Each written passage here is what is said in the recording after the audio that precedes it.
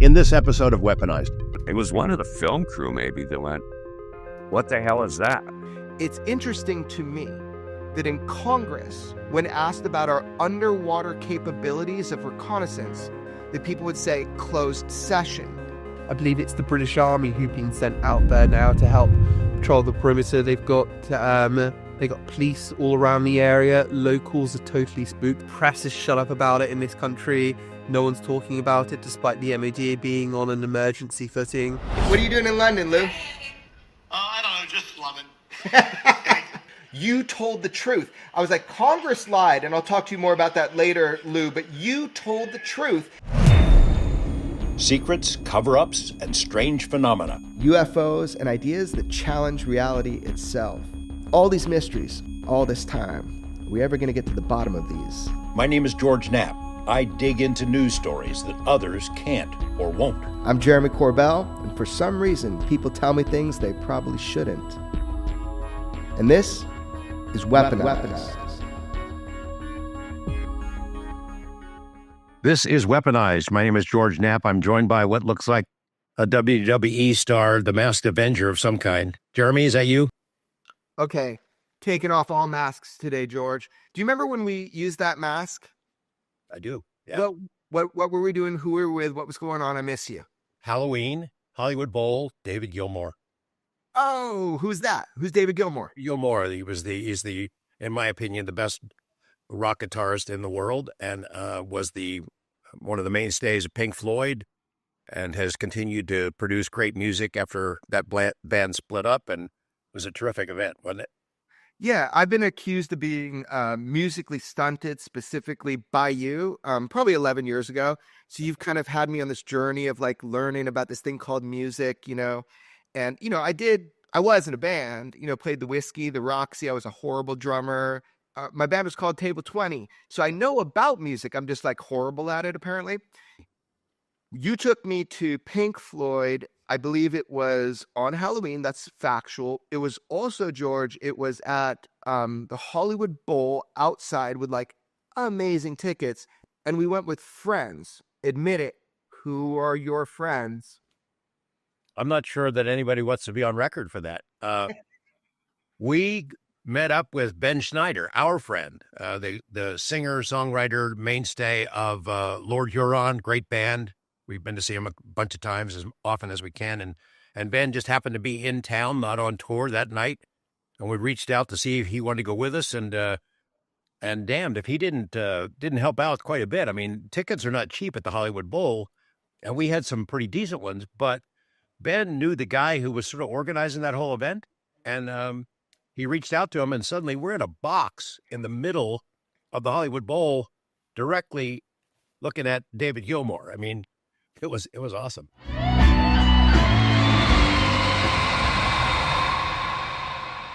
Man, it was so awesome. Now, Ben Schneider is from Lord Huron. He's been a friend of yours. You played his music on Coast to Coast AM, which obviously you host a few times a month. But Ben has played the Hollywood Bowl, and so it was just so surreal. I kept turning to him. I was like, "Dude, what is it like to be on this side compared to that side?" It was really cool.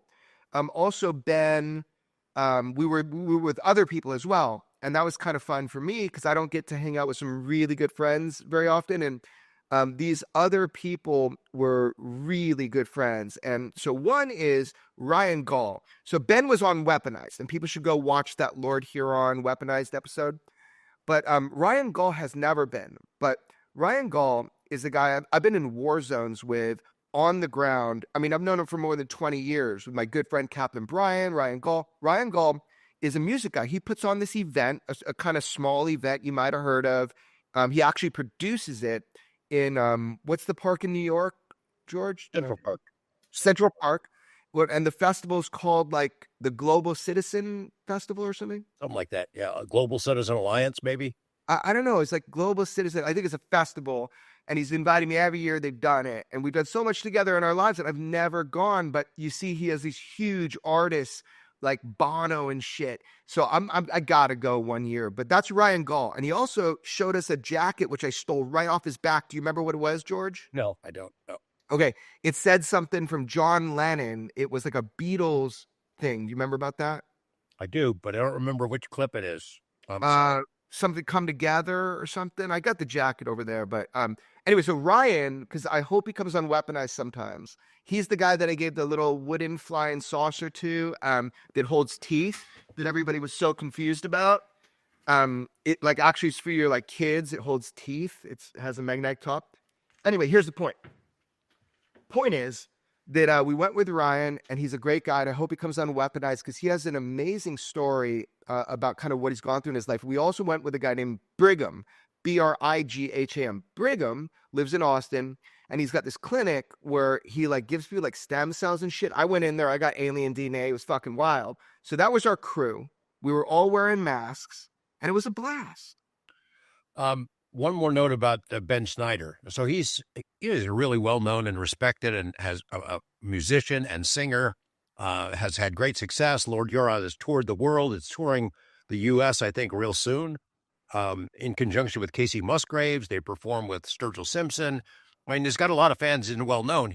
He sent me a note. I hope I'm not violating a confidence, but a couple of days ago, he says, I go in to get my hair cut, and this barber goes, I saw you on Weaponized. So here's this famous guy who was known all over the world, and that's the guy cutting his hair saw him on Weaponized, which, I mean, I don't know if that's a humbling experience, something good or bad or what. I think it's so cool. Barbers, man, they're the shamans of the modern day world. People are going to see some things about barbers soon visually, which is neat. I'll tell you about that later, but not today. So Ben Schneider, he sees him on Weaponized. Let me tell you something, man. This is to everybody watching. So all the people that listen or watch to Weaponized, man, thank you so fucking much. I mean, this is like so cool to know that people are interested in this. We're going to talk about UFOs today. Big time. We're going to talk about UFOs. But I just want you to understand that it means so much to me that the show is growing. People are listening. They're paying attention. And it's about to get really exciting. And I say that with absolute knowledge that our show, as we move into the new year and continue, I hope will continue to do what I want it to do, which is give me an excuse to hang out with my friend George Knapp and study UFOs. Well, it's a good time to be doing both of those things because there's a heck of a lot going on. Yes, sir. Both on my end and in UFO world, UAP, call it whatever you want. I mean, good gosh, there is a tremendous amount of news breaking on this subject and all over the world.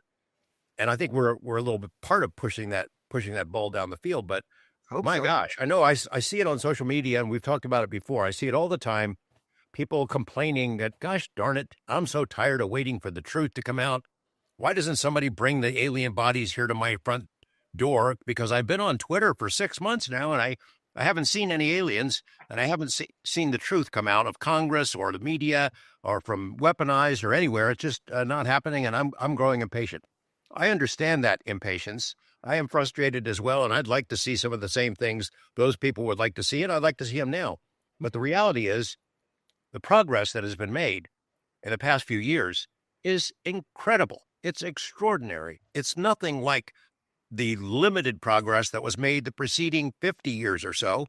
And so much interest in Congress, in mainstream media, academics, the general public. I mean, it's peaks and valleys over the decades for the UFO subject. We're peaking right now. And I think it's still going to be going up for a while. And, we can jump into a couple of things that I think the public wants to hear from us in this episode. But first and foremost, what happened in Congress? I leave you alone for 5 minutes and you get into trouble in the halls of Congress. You're threatening people. I've heard all the stories. I've read it. It's on X. It must be true. So I was not able to go with you on this trip. I wish I could have been there, but I have a day job too at KLAS TV. No. So it was November. It's a sweeps period. I was kind of busy with stories. I did cover it. I did write some stories about the hearing itself on the day it happened, but was not able to go there. So give me your sense. Was that a good event? Was it a positive overall experience? Because it really felt like there were some strange things going down behind the scenes. Okay, well, there's a lot to, as they say, unpack there. I'm not letting you get away with anything, so we're going to start at the beginning. So you, first of all, allowed me. You leave me alone. You allow me. What do you expect to fucking happen? You think that like I'm just like not a weirdo? I'm not like a fighter? Like I'm not watching? I know the answers to all of those. Yeah, I know the. God, look, man, I really wish, George. We're going to take our time with this episode. I want to be thorough.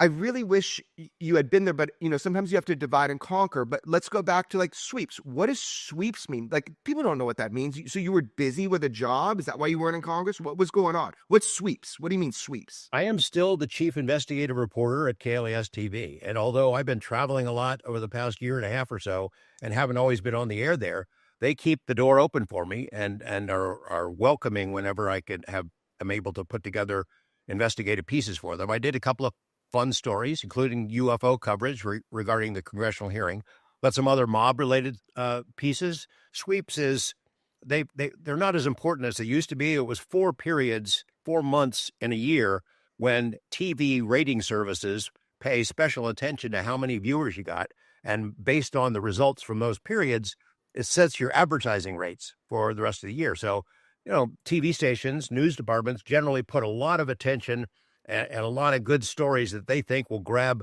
listeners and viewers during those periods. So they often have relied on me over the decades to come up with good stuff during sweeps periods. So with your job at KLAS TV, I mean, it's like 40 years or something. So there you are.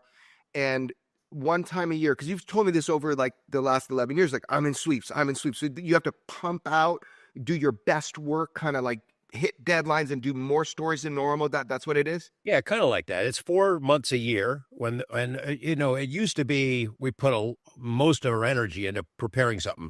These days, we sort of think of ourselves as being in sweeps all the time. You want to fight every night for the viewers out there against your competitors in the media marketplace. And so I'm not a full-time reporter with KLS anymore. I can't, but they're anxious and welcome any kind of input and stories that I want to produce for them. And I love it. I love that place and it's like a family and they trust me and I trust and appreciate them. So I was happy to jump back into doing some stories for KLAS for this November. And they trust you because you broke all these stories on the mob, on UFOs. You took that shit seriously before other people, and you've been accurate. And when you haven't, you've told people when you've learned new information. So when you say they trust you, you mean KLAS for 40 years as you've been working there. I'm trying to drive a point home here, but also I'm actually just curious about the answer. Like when you say they trust you, even the new people coming in, it's because they know that you do the best work you can. Is that right?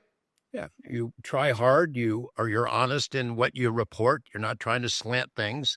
Although I do have put my permanent stamp on sort of the stories that I investigate, and I share with people what I think about it. I mean, in terms of how I think whichever the issue is involved, how things fall based on what I've learned. I try not to editorialize too much in that role, but I dig hard on a wide variety of stories, and it's really a rewarding kind of a profession. So yeah, they trust my judgment. They know that if, for example, humans make mistakes, I've made some over the years, and it's important to correct them as soon as you can. Really? For a journalist to correct a mistake is important? Yeah, if you make an error, you come right back on the air as quickly as you can on the same newscast and correct it. Oh. But, I think there are probably professionals in the business who feel like correcting an error damages your credibility. I think the opposite is true. When you tell them, hey, look, we messed up. Here's how we're fixing it. That builds trust and credibility, in my view. Yeah, man. Well, look, observations that maybe some people might not have, because I've been in a privileged position of, being at a news desk at your station and stacking papers. You could stack the papers, kid. That was when we first met, right? Really funny. There's a little like gif about it where I'm like in other news and I'm stacking papers at KLAS. You snuck me in there before you knew I was a wild man that would go to Congress and raise hell, right? Oh, I know. Okay, good.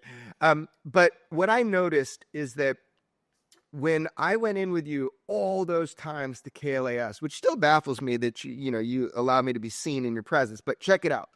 What I noticed is that when you're trying to get out of that and you're like, dude, I have a life. I have a cat that is so obsessed with Harry Reid documents that he climbs in the box. Like, you have big things going on in your life. So when that shit happens, what I noticed is you keep telling me you're trying to pull out. However, they kept this huge corner office with glass. I filmed it in numerous of my films. And they keep it there like this relic, like, oh shit, he might come back and do another story. Are they trying to like guilt you into continuing to report for KLAS? Tell me what's going on.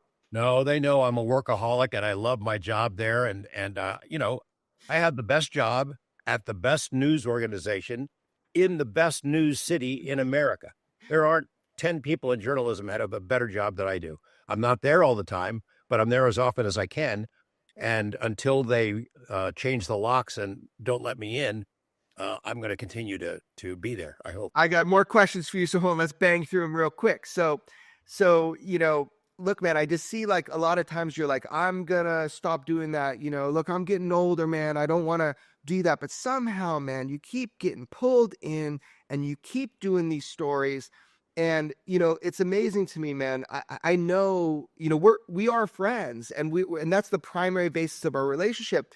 But as people working together, as journalists working together, I have seen over the years that you get this like look in your eye. You start sending crazy texts to people. You're like, fuck this. You're like, forget this bullshit, these liars, these people. And you're like, I'm going to do a story. So you go in and you do a story and I watch them. And what I noticed is that when I've been in your newsroom, your news area, it's like you've known all these people for a long time, but all of a sudden, dude's got a Netflix show and they're taking selfies with you. What the fuck is that about? That's true. We've made allusions to it a couple of times as we've done podcast episodes over the past year or so, but this Netflix project is finally out of the can, from behind the curtain. Yeah. I think some producers, Angus James and Jake Lawfer, had approached me starting in 2022 saying that Netflix itself wanted to produce its own UFO series to take a run at it. And they wanted me to helmet, sort of be the focal point of it. And I eventually said yes. We started shooting, I think, in July of 2023. And they estimated we might need 30 days to film the whole 6-episode series for 1 year. 14 months later, we finished shooting it. There were trips to DC with you. We visited many parts of Brazil and Mexico. We were in Oregon, Washington, Northern and Southern California, Montana, Utah, Colorado, Arizona, Texas, Pennsylvania, Rhode Island, Massachusetts. I mean, we went all over the place and put together the series. And we teased it. We showed the teaser on Weaponized a month or so ago. And then right when you got it, and then we play it. It was so cool. We're in that room, and Michael, our Wizard of Oz for Weaponized, our creative producer, he was in that shot too, which was cool. But George, here's my point. I'm going to answer you about Congress. We'll talk about that. Let's talk about drones. Let's talk about Omaha. Let's talk about everything. But right now, I got to say this. I watched your Netflix show. You don't tell me shit, apparently. I learned so much from watching it. Like, legitimately, I watched it and was like, he never told me that. Or was I just like not listening? One thing really stuck out. We're going to have a couple guests today for Weaponized. But one thing really stuck out. Now, there's part of my mind that is like super skeptical, and I'm like telling you all the ways that I think something could be faked. And then I see this guy, and this guy's name is Rory, but I don't know the guy. You know the guy. So I'm watching this like everybody else on Netflix, and I'm like, that's a motherfucking UFO. That's a UFO. That is unidentified, and it went in the water, right? And so I asked you, I was like, look, man, what's up with that? Like, what happened that night? And and you took no offense, but I grilled you. I'm like, what if the government put something up? What if the camera crew put something up? I was like, that was so weird. I'm really excited. You told me you have a friend, and he's willing to come on with us. So let's get back to Congress. Let's get back to drones. Let's get back to current news. We'll have a special guest for that. Right now, there's a guy in your Netflix show. His name is Rory. And I don't know anything about him. but I do know he was there that night. And I also know that you gave me the clip and you're like, what the fuck is this? And I cut this little thing to try to show, like, I don't know, let me like cut something and figure it out. So I want to know about the USO, the apparent USO, unidentified submerged object, seeing something go from in the sky into the water, which did happen. But what is it? Who made it occur? That's your boy. So tell me about Rory and let's bring him in and we'll get back to everything else. So one of the goals that we outlined in the beginning of our conversations about the Netflix series, what we might do and try to accomplish during the adventure, during the investigation, and the series is called Investigation Alien, by the way, for people who haven't seen it, was to take a look at the area off the Southern California coast, Channel Islands, Catalina, areas that have been UFO, USO hotspots for a long time. People will recall the 2004 Tic Tac incident, which is one of the most significant UFO cases of all time because of who documented it, the U.S. Navy. The Nimitz carrier group was there doing exercises, getting ready to go to the Middle East, and they started seeing these objects, just brief glimpses of them coming from 80,000 feet down to sea level, and then they lose track of them. And finally, they said, David Fravor, our friend, former guest here on Weaponized, sent him after to go check this thing out. And we know the story about the Tic Tac. What is it about that area, that section of the ocean, that seems to attract so many unknown aircraft, objects that come in and out of the water, allegedly? Well, we found a guy who would take a crew, take a big boat out there to look for it. He is an underwater archaeologist. And the question is there something on the bottom of the ocean out in that area that would indicate that somebody is down there for a particular reason, that there is maybe a base, a structure, some kind of hidden facility down there that these transmedium craft that are allegedly seen there have been accessing? Why do people see so much? So Rory Kremer is an underwater archaeologist. We're going to hear from him in just a moment, but he was very anxious to take this on because he does that kind of work. And he got a bunch of special equipment that he can tell us about to look down on the bottom of the ocean. And he took a bunch of cameras as well, stationed around this boat. And he wasn't necessarily there to record objects or images or strange stuff in the sky. He was looking down on the water, but he captured something, and it really took everyone by surprise. It is legit. It was not faked. What it is well, it's a transmedium vehicle. It's in the sky and it goes in the water. And Rory and his team are the ones that captured it. It's astonishing footage. We've heard about these kind of things happening for a long time. We've heard there is footage, recordings, film, gun cameras of these things happening. But now we see one. And maybe Rory can join us now. Rory, welcome to Weaponized, man. We're so glad to talk to you. Hey, guys. Nice to see you. Yeah, man. Welcome to Weaponized. Yeah. Jump into it. I know you got some questions about his background. You want to hear some of that part first? Yeah, absolutely. So listen, Roy, I got a bunch of questions about background, and I also want to ask the obvious questions about the event series, like after you describe it. So just about your background, like I saw you like everybody else. George doesn't tell me shit. He hides everything from me. All of a sudden I see you on there and I'm watching it. I'm trying to assess, is this guy trustworthy? This guy, Rory, like that's what everybody's thinking. Who's this guy? What is he talking about? What's his background? Is he a liar? What's going on? Like skeptical people. So just tell me real quick, like, kind of what is your background? Like how did you find yourself there with George? Like not only going underwater, but like, on this documentary, like who are you, dude? Well, I'm glad that George holds his cards close to his vest. That's a good thing. Thank you, George. I was raised on a ranch in Montana and didn't want to look at the ass end of a cow for my whole life. So I joined the Coast Guard when I was 17 years old and went out and saw the ocean and just fell in love with it. After the Coast Guard, I worked in LA for a while, and then I started moving boats around and working on boats, and went back home again when I was 31 years old and decided to do my bachelor's at University of Montana, studied anthropology and then archaeology at Purdue, and came back out to the ocean and I've been working in California and Pacific Rim archaeology for over 20 years now.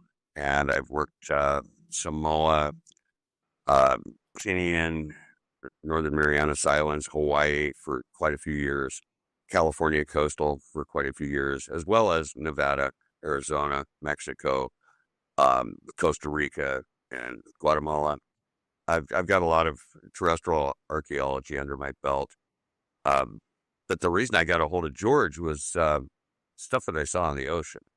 And I got a hold of him because of a delivery. I was bringing a boat over from Hawaii and Tough job, huh, Jeremy? Tough job.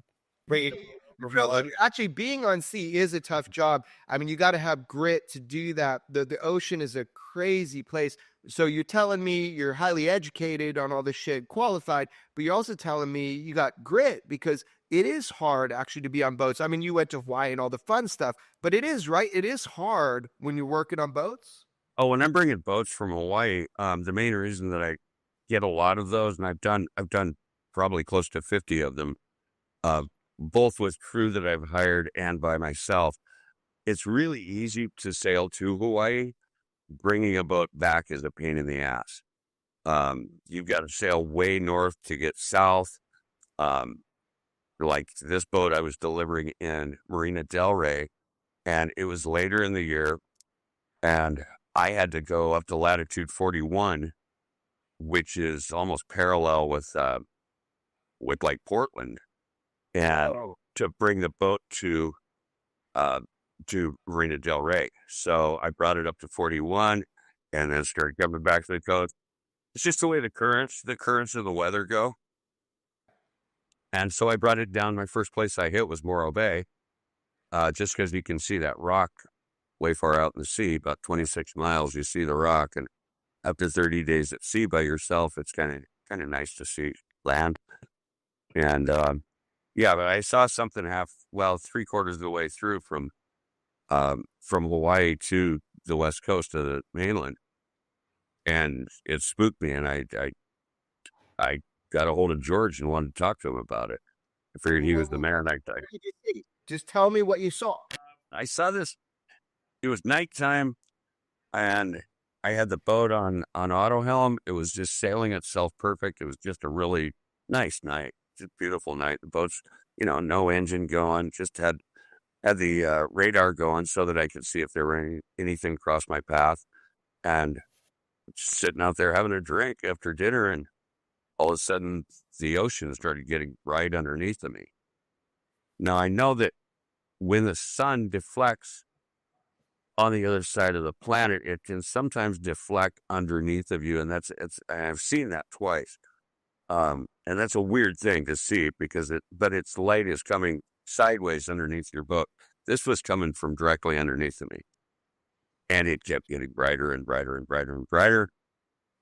And the damn thing popped up out. It was a thing. It popped up out of the water, probably, I would guess, a mile from me, something like that. And it was brighter now. It was bright as daylight. I want to really understand it. So you're saying that, like, how far out were you from land? Oh, I'd been at sea for probably 20 days. I think I was about 1,600 miles off of. I left Alawai Marina in Honolulu, and so I was 1,600 offshore from them, and I probably had about another 900 miles left to go to get to the coast. So I was almost as far as you can be on the planet from being to another piece of land. Okay, so walk me through this. So you, if I'm understanding, you are completely isolated in the middle of the ocean, no land in sight, hundreds of miles from the closest known land mass, and there's a light that starts illuminating from under your boat, not at an angle like the sun reflecting some weird thing, and you're watching it about a mile away from your boat, something like that. No, actually, it was light underneath of my boat. The light that was coming off this thing was diffusing, and it was, as it came up, it got wider and wider. Its area of diffusion of the light. How big? I want to say the thing was probably, thinking back on it, 200 to 300 feet in length. It was big. It was huge. but it was quiet. I couldn't see it. I mean, I couldn't hear it. And it came up out of the water and hung there for a second and then went off in some weird angle, not the same angle it was bringing itself up out of the water from. Okay, Again, quiet. Okay. It was spherical. Okay, hold on. Quiet after it gets out of the water, you'd expect to hear sound, but let's start with illuminating under the water. What color was that light? Green. Kind of greenish yellowish in it, and it was really dim at first, so I thought maybe it was just phosphorescence. Because sometimes when you're on a boat, the phosphorescence will get heavier in some areas than they are in others. So you'll come through an area where there's little bio creatures that when you hit them with the boat, it causes phosphorescence. If you've been out on the sea, you'll see a trail of them behind a boat on the ocean. Well, sometimes they'll be so bright that you hit them with the hull and they splash off. And well, that wasn't this. This was coming from underneath the water. I mean, well underneath the water. Okay, and when you say green, would the color of the water, if it was a white light, cause it to look green? No, the light when it eventually came up out of the water was kind of a yellowish, but it looked green. I believe that's just from what was in the water. The Pacific Ocean is relatively clean when you're out a distance from shore, but you've got stuff in there that changes the color. Okay, so you see this thing come out of the water. Do you have binoculars, or is it just through your optic? Okay. No, I didn't know what the hell it was. I didn't think to grab binoculars. I didn't think to grab a camera. I was just like, holy shit, what is that? I went on defensive mode. Yeah. Okay, so the thing comes up out of the water, no sound. Did you see like water dripping off of it? You said it was spherical shape, about 200 feet. I was looking at it and I couldn't see. I mean, it was bright as heck. It was really, really bright and almost like a blinding yellow light. I didn't see water coming off of it. I saw water down below that was white capped. It was like, you could see a disturbance. Something had come out of the water. There was a white cap that went out. But the thing came up and it went up. I guess it probably went up a little higher than I was on the boat. So probably 50 to 100 feet out of the water, and then just hung there it felt like forever, but it was only 2 or 3 seconds. Okay, so hold on.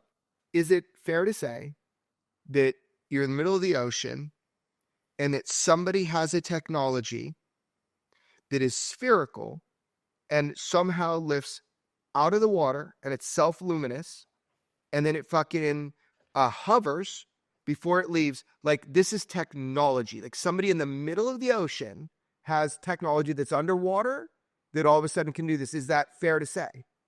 It's almost like its viscosity didn't carry water with it. It was able to push the water away from itself. So it didn't carry water with it.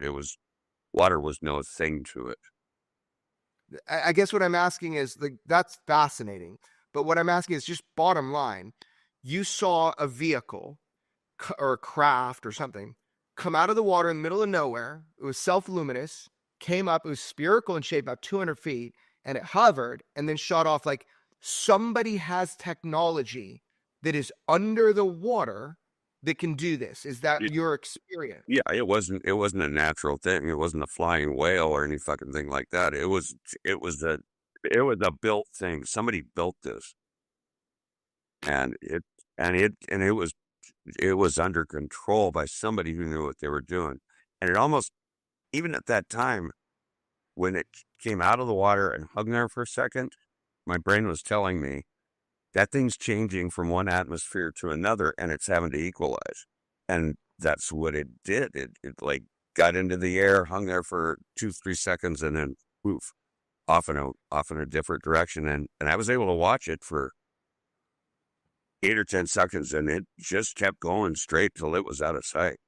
And you're completely alone. Did you like just fucking what did you grab the whiskey? What you okay, there you were. I was trying to actually I did try to remember how many rum shots I'd had that day, but I think I'd only had like 2. And I had no other intoxicants with me. it was just weird. And I took my harness out real quick and put it on and strapped it to the boat because I'd been a little slack about running my harness because we'd had such, it had been such nice weather. But I put my harness and tether on so I didn't fall off the boat that night. But it was so odd. I'd never seen anything like it. I've seen submarines come out of the water before, up in in Seattle, Tacoma area where they used to just breach and you see them before you see them and hear them before you see the light at night. Like U.S. submarines? Yeah, the Tritons. They used to play with them a lot there until there were some Japanese tourists that got killed on a boat over in Japan that got hit by a sub doing that. So they kind of backed out of doing that. Yeah, the Silent Force. This is the first time I'm hearing this, so I'm kind of shocked right now, but I knew that there's a reason why George and you might have been talking. But let me just say, we've determined that somewhere in the middle of the ocean, somebody has a machine that they built that is transmedium, and it's spherical, so it doesn't have like rotors, tails, exhaust, all that stuff. It's self-luminous. It comes up. It's high technology. I mean, I really hope it's the United States of America. But if I asked you, could you pinpoint exactly where this was on the exact date? Is that information that you could relay to me and George in private? I could probably not pinpoint it GPS wise, but I could give you a variable because I only travel on that boat. I probably traveled an average of 115 nautical miles a day. So I could get ballpark close within probably 50 to 100 miles.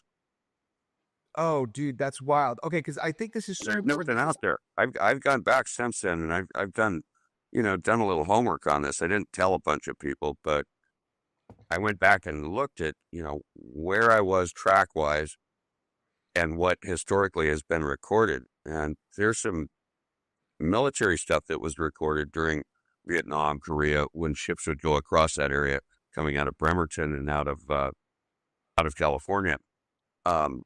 Going across that area, and they have sightings all the time. Right. I've heard that all the time. But like, why, Rory? So why did you not like tell everybody after this? Why do you go and call Batman and like tell George Knapp? Like, why didn't you just fucking tell everybody? Because I had to go to work. I work sometimes for the government, and I work for people who are like, I didn't want to be a nut.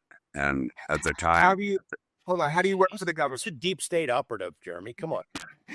I want to know, like, what do you mean you work for the government? What do you mean? I've done a lot of projects as a field archaeologist and as a project leader on different military bases and naval bases. And I guess I talked about it now. It's not secret, but I used to work for a company. We place sonobuoys around the Channel Islands and test them. And sonobuoys are things that they drop it. They'd have a jet fly over us and they'd drop these things, and then we'd have the technicians on board who would be testing them, making sure which ones work and which ones don't. And we get on there and listen to what the sonobuoys were picking up. I mean, they were testing them there, and they were basically trying to. That's the story we got. They were trying to figure out what sonobuoy worked the best, and so we had people from different companies that came and tested their sonobuoys out on this boat. Now, it's a sensor system. It's a sensor system that it has sound-based sensors. Yeah, it's a sound-based sensor system that will. It comes out in a long tube, and the jet flies over and it drops, and then we bring the big boat around and go pick them up. And during the time between when it's dropped and when we pick them up, it's pinging. And it's giving them soundings, and it's listening to the bottom of the ocean. It's listening to what's there. What part of the government was doing that? DOD. Right. Okay. Here's the deal. Why is the DOD putting sonic buoys around the Channel Islands? What year was this? Most recent year was probably 2015, 2016, something like that. That you know of. So my question. I was working on the boat. Yeah. So my question is this. It's interesting to me that in Congress, when asked about our underwater capabilities of reconnaissance, that people would say closed session. Obviously, there's a secret, a national security, Defense Department, DOD secret about our capabilities underwater to detect. To detect what? Okay, maybe Russian submarines or something like that. I get that. But there might be more to it. So, George, I just want that to be on our radar. Two momentary diversions from this story, and we'll circle back around it. In this Netflix series, the 6-part series, Investigation Alien, we have another case that is reminiscent of what Rory has just described there, off of Tampico, Mexico. These two fishermen, brothers, go way out into the ocean. They're fishing, and underneath them is this huge, roundish white light that appears out of nowhere, and it comes under their boat, and it runs into the rope that's hanging on their anchor. It's pulling it forward, and they were in danger of being pulled under the front of their boat, being pulled underwater, so they went and cut the rope. Rory, what do you think about that story when you watch that?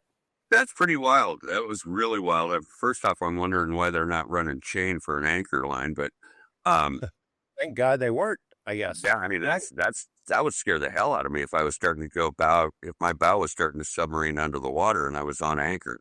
That's pretty spooky. My second diversion is Rory's has had other experiences with strange phenomena back in Montana, correct? You were there when a lot of weird stuff was happening. There was. We've got missile bases on our ranch, on our family property, and there was a period in the 70s when there was 60s and 70s where there was a lot of disturbance, and you'd see wild stuff in the sky. You still go home and see wild stuff flying around. Cattle mutilations. Oh yeah, we had cattle mutilations and sheep mutilations all around us during that period of time in the 70s. That was strange. And you saw these mutilations. So not many people have like missile silos or whatever you called them, like on their property. I don't even know how that works. They're ICBMs. They're Minuteman missiles, and like the one that's by our house. My great grandfather did not want it on the property, but the Air Force came in and they did eminent domain on this corner of one of our fields, and he met them at the door. I understand every time they'd come to the door, he met them with shotgun. He was not happy, but they did eminent domain on that corner. And still to this day, that missile base is there. It's an ICBM Minuteman missile. Yeah, they're Minuteman threes now. Yeah. I mean, it's like if you weren't like born into the position to be curious about the UFO thing, I mean, it's insane to me. So whatever, man, you got to write a book. Like seeing you on Netflix, I wanted to like grill you to see your credibility, because I looked at that video and I was like, George, everybody's going to try to mess with you, man. They're going to try to trap you. We're giving fake information all the time. What's going on? So let's jump into that. Rory, great to meet you. Now, you're on a boat. I resent you the cut that I made when George gave me the stuff. You watched it last night or something like that, right after the SpaceX launch, I think. So let me just ask you this, man, or George, maybe you should take lead on this. It's your show. Yeah, I'll do it this way. Rory, could you share with us what Angus and Rick and Jake, the producers, what they assigned you to do? What was the mission of you and the crew on that boat that you leased? They asked me about seeing underwater things, or things that came out of the water that were connected to UAPs, or as we used to call them, UFOs. And the ocean, and they asked where I would want to go, and I told them several places that I think would be hot areas, just because of military work and work that I've done in the areas, and archaeology that I've done, and sailing and being on boats basically in the area off the coast. And so I got shot down on the first two places because budget wasn't big enough, but finally they took number 3. Well, I put together the gear, and, they were telling me what they wanted, and I tried to fit the gear and the people to fulfill what their needs were. They wanted to see any anomalies that were intelligently designed, and in the areas, but something that we can't explain, that it made no sense to have it there. But primarily, you're looking down at the bottom of the ocean, and you're taking special gear, puts down there that might explain why these things keep coming in and out of the water, right? That's the focus. generally, when you're doing archaeology here, you're looking at prehistoric peoples, the natives that lived here for, anywhere from 15 to 20,000, maybe even longer years ago. And probably 95% of coastal archaeology, California archaeology is underwater, because 10,000 years ago, you could almost walk to the Channel Islands. So it's quite often that you will be doing underwater archaeology surveys, and you will find fire rings, you'll find shelters, you'll find burials. That's not what they wanted to see. They wanted to find out if there was anything down in this area that I went to that didn't fit that. Why would it be there? And I knew of a couple places, and we went out and looked at one, two places, three places, and off of Santa Rosa Island they were interesting. They were pretty cool. And maybe we can play the video, and Rory can sort of give us a play-by-play as we roll through this. This is a version much longer than what we see in the Netflix series, but we were given permission to show as much of it as we want. So can we? Yeah, and this one came up right as I was pulling the ROV. I had a remote operated vehicle underwater, and I was pulling it up. So I was really busy getting that thing out of the water, because they're kind of expensive and you don't want to lose them. And I was getting it and its cable up, and all of a sudden the crew's like, holy shit, what's that up there? And I was able to look at it for a second, but I needed to get this thing out of the water. But I was keeping an eye on it, and then it was strange. It was strange. What I noticed in the longer footage is that you're just like talking on the boat, and all of a sudden somebody says, and you go, whoa, and you look over and you see it. Was that the first time you saw it in that clip? No, the first time I was sitting in a chair just like this, and I was pulling the ROV cable out of the water at the stern of the boat, and I had Anthony Reynolds, who's he's got the dive shop in San Luis Obispo. He's been a friend for 40 years almost. He was helping me, and his daughter was helping me get the ROV and cable out. And one of them, I think it was Anthony's son, it was one of the film crew maybe, that went, what the hell is that? And that's when I looked, and they're like, Rory, come over here. And I said, I can't come over there right now, because I had to get this thing up. Otherwise, we do tens of thousands of dollars for it. So we're getting it up out of the water. And then when you saw me probably on the net, I haven't watched all the Netflix thing yet. But I think that when you saw me, I already had the ROV out of the water, had the cable gathered, and I was standing then looking at what they were pointing at, and just this thing popped up again. And when I saw it, when it popped up again, it was freaking 100, 200, well, probably 150, 200 yards from the boat. It was close.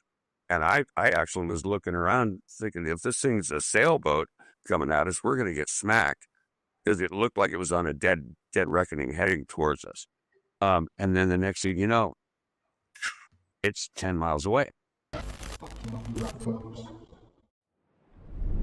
Okay, so that's the UAV or ROV video. That's some of the stuff that I shot with the ROV. And that's bringing it up, I believe. Yeah, bringing it up. And actually, no, that's down, still in the water. That is off of Santa Rosa Island.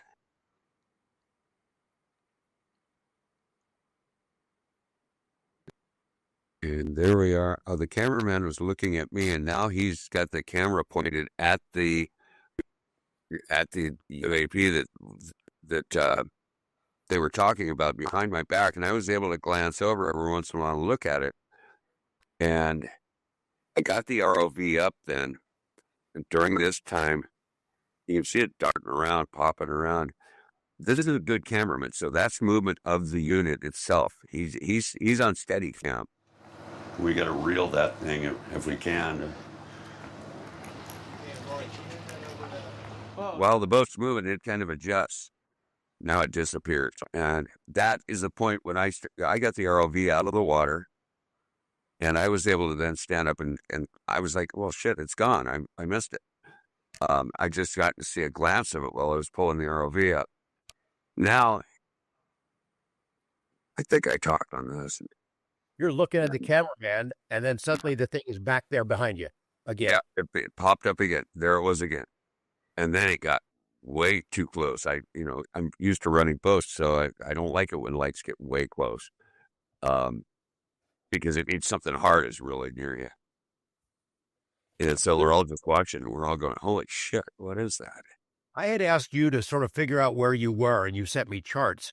I was just trying to see if maybe there's an island or a light or another boat or something like that. We were on anchor right next to Santa Rosa Island.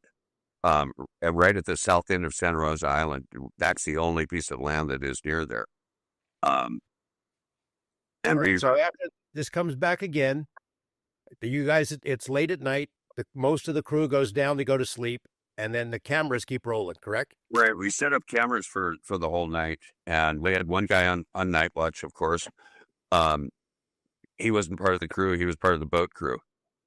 He had nothing to do with the cameras. He didn't know anything about the cameras other than they were out there. It almost looks like it's there to perform for the camera. Way up, and you can see the movement. That's the movement of the bow of the boat, because we're on a stern anchor there, and so the bow of the boat. It's a pretty calm night. It's moving up and down, but this thing is making a gradual movement down to the water, and it's like it's showing off. It's not trying to hide. It's not in a hurry. It's teasing you. And you can see the reflection it's a real light. It's reflecting off the ocean. It's right down there. Is it going to go in? And boom, there it's in the water. And you can see the reflection in the water. I've never seen anything like that. It was unbelievable. And I've talked to people since who work ROVs, who work these sensor equipment, things like that, and they've never seen anything like that either. Tell by the color of the water. Oh, this is a light. It's getting deeper too. Under the ocean. Yeah. Yeah, you can see it getting deeper as it goes down. It's not just sitting on the surface and there's swell between you and whatever it is. That thing's in the water and it's diving. And it's going deeper, and it reminds me of the green, because it does look green when it goes into the water, and that's because it's like a yellow light, and then the color of the water, like you described earlier. So this thing is in the water. The bioluminescence off of it, yeah. And what makes you say it goes deeper? Well, you can see it. It fades. It doesn't come back up out of the water there. It's equalizing to its surrounding, I have a feeling. And it submerges. You can see it go down into the water until the water, the darkness of the water, consistency of the water envelops it. Let me ask some stupid questions, okay? So, first of all, before we even talk about how this could be faked, what I want to know is, what do we have that can be luminous, that can be outside of the water, and then can submerge and go deeper into the water? Like, what do you guys know of any technologies that are like readily available just from people that want to fake stuff, that you can have a light on something and it can go into the water and then go deeper? Like, I don't know, like DJI drones can't do that. So do you guys know anything that can do that? I've thought of it since then, and the only thing that I could think of is it would cost you over $100,000 to stage something like that. And it could be, and what I'm talking about is like an A-prop helicopter drone that would be holding onto an underwater drone.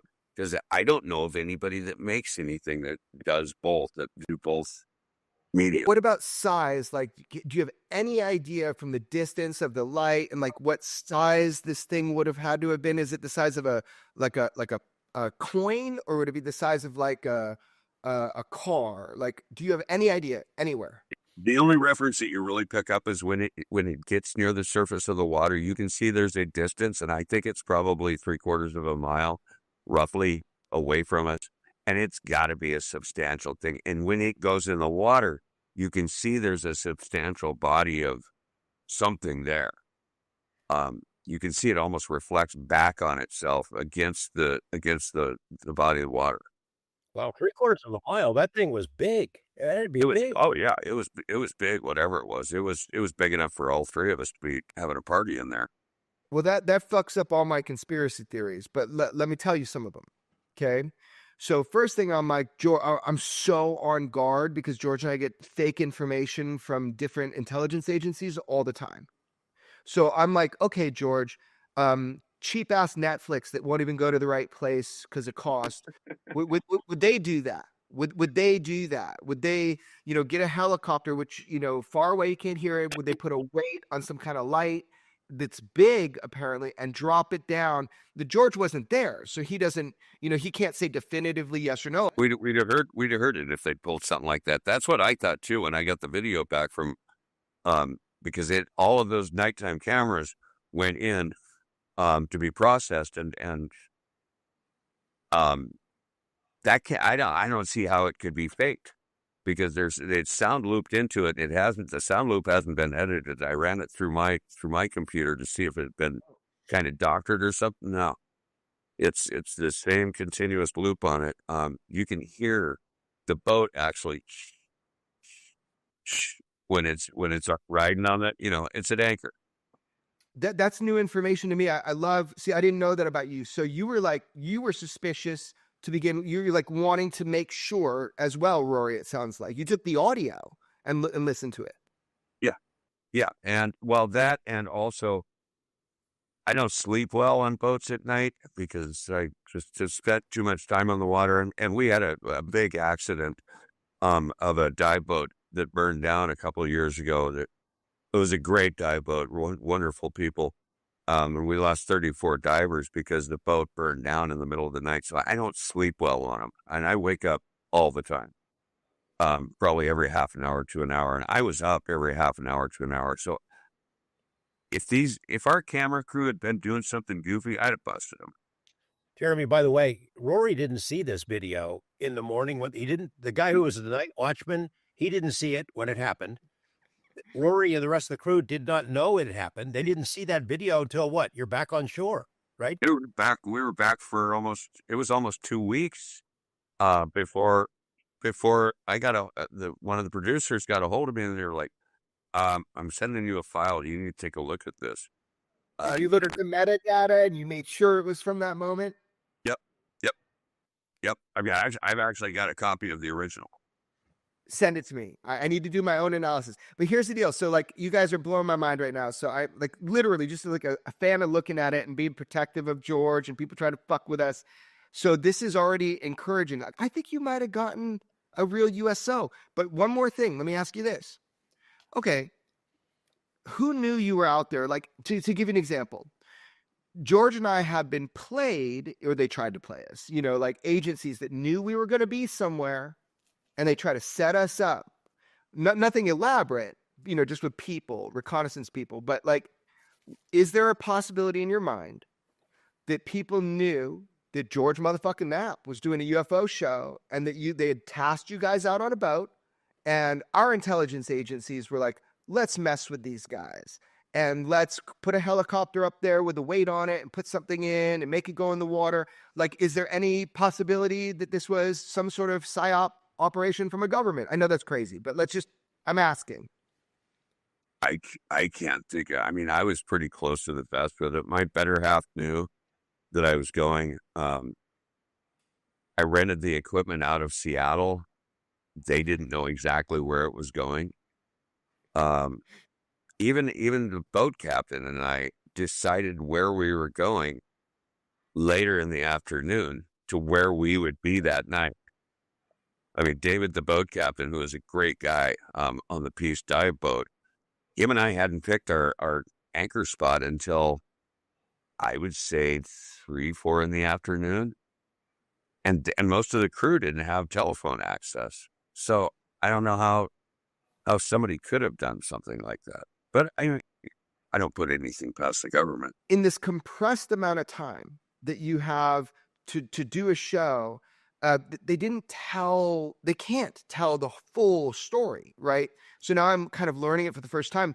I think, personal opinion, I think this is the first time that there is civilian UAP footage I don't know if the first time, but I mean, it's pretty wild. It's a UAP. It's unknown to us, but guys, it's transmedium. It goes into the water. It goes down. This relates to what you saw, Rory, that first sparked you, under the water, that thing under your ship. I mean, I don't think we're giving this footage enough credit because it wasn't displayed in a way that we can in the Netflix show, or that they could in the Netflix show, because of the compression of time. Guys, this is wild. And it is on Netflix only. So I know a lot of people that don't have Netflix. So they haven't seen it. And people who have seen it, friends of mine, they regard me as a pretty professional guy when I'm working on the water.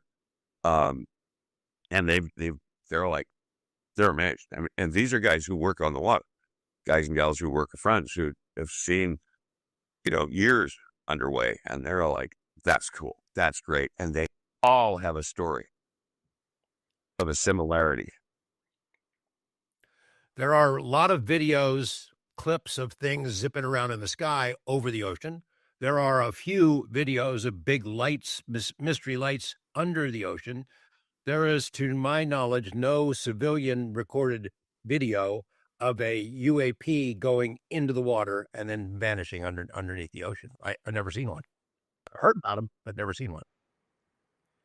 I mean, guys, I'm so glad that they're allowing us on Weaponized to kind of show more of this footage and talk about it. Like, I don't know what it is, but when George told me, he's like, dude, I think we got something weird, something really unique.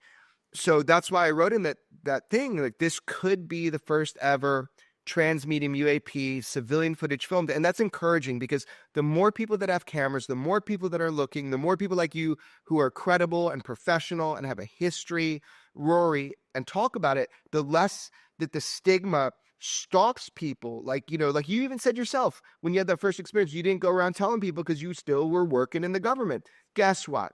People leave the government and they have cameras. So not only do we have military footage of wild stuff like the USS Omaha with radar, but now we have civilian stuff. So guys, I'm really thankful for you educating me on this, because I had so many questions. Rory, thank you so much, man. What a crazy experience. I would like to say, shamelessly, I've got a friend I want you to meet. I'm making sure I got this right. His name is Vince Smith. He's like a brother to me. He's worked in the ocean. I've known him 30 years. He started something. He's the founder of a conservation, restoration, education, adaptation, resilience, profession, whatever. He started something called Whale Fall. He's the founder of the nonprofit. His name is Vince Smith. Have you ever heard of him, by the way? No, Rory? I have not. I want to connect you to him, because other than your passion for the ocean, whatnot, this is a guy that has some unique capabilities. We need to look under the water. My first tip 11 years ago from the highest ranking military individual I've ever talked with in my life was that I should look underwater. I go, I don't got a fucking submarine. How am I going to look underwater? But now I know people that do. So I want to connect you with Vincent Smith, who started that organization I said, and you guys will have a great talk. Rory, thank you so much. George, is there anything else you want to hear from Rory on this? This is big. Oh, there's plenty, but we can bring Rory back. Hopefully there is going to be a continuation of this project at some level, and even if there is not, I think we should collaborate with Rory going forward. Yeah, George and I, we've kind of collaborated on just spitballing on spaces where I think they would be, and using his experience, and I think I sent George a link the other day about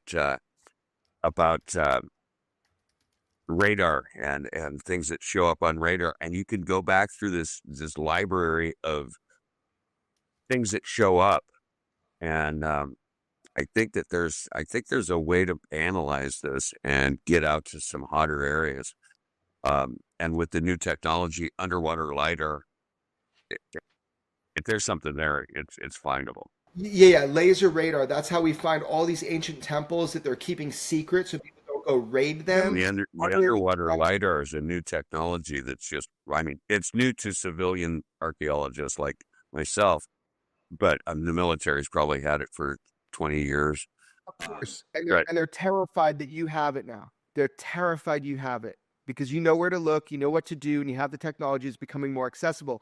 Anyway, Rory, man, thank you so much, because talking with somebody, I get to learn and trust a lot more what I'm seeing on like a Netflix show. But like, George, I hope you do more, another season of the Netflix. I learned so much from that show, and I hope you do it if you want to do it. So we thought 2023 was the year of the drones. Remember the 3 supposed Chinese objects, spy balloons floating across the U.S., lots and lots of coverage. U.S. military jumps into action, shoots them down. We get the last one, that big Chinese balloon goes all the way across the country. Holy cow, that was a drone UAP spy balloon palooza there. That was nothing compared to what's going on now. 2024 might be remembered as the year of the drone attacks, because they're popping up all over the place. And I would submit that drones are the new swamp gas, that the military goes ahead and says, oh, yeah, we got big different shaped objects of swamp gas invading our airspace over and over again. We don't know where they're from. We can't track them. We can't take them down, but don't worry about it. It's just swamp gas. So they use drones in much the same way. Oh, yeah, they're drones. Maybe they're foreign. We don't really know where they're from. They're hobbyists, gasoline powered, nothing to worry about. But again, we can't track them. They come out of nowhere. They disappear nowhere. We don't know who's flying them. We can't seem to take them down. They come into sensitive airspace, sensitive military bases all over the place. Langley, pretty important base. There's video online out of Duke nuclear power plant, unknown objects, and then a spate of drone reports over sensitive military installations in the UK. And thankfully, we happen to know a guy who lives and works there, is a pretty good journalist, right, Jeremy? Yeah, an incredible journalist, a friend of the show, a friend of mine. I consider him family. Hey guys, lovely here to be here with you both. So yeah, thank you for having me on. What the heck is going on in the skies of the UK over these particular military bases? How many of them have seen these mystery drones over the past couple of weeks? Yeah, sure. So since a week ago Wednesday, it's been confirmed that there have been mystery drones flying over Royal Air Force air bases operated by the US Air Force. So the main 3 that have been impacted are RAF Mildenhall, RAF Feltwell, and the biggest one being RAF Lakenheath. And they're very, very, very close together in the east of England, in the Suffolk, Norfolk area. So imagine like East Anglia, kind of near where Rendlesham happened, actually, in that kind of geographic location. And there's also been drone incursions reported over RAF Fairford as well, again operated by the US Air Force. That's in the western half, kind of more in the western half of the UK, kind of Gloucestershire kind of way. So Cotswolds, if you can imagine that. So so those 2 areas, like 130 miles apart, basically. So it seems to be a coordinated effort.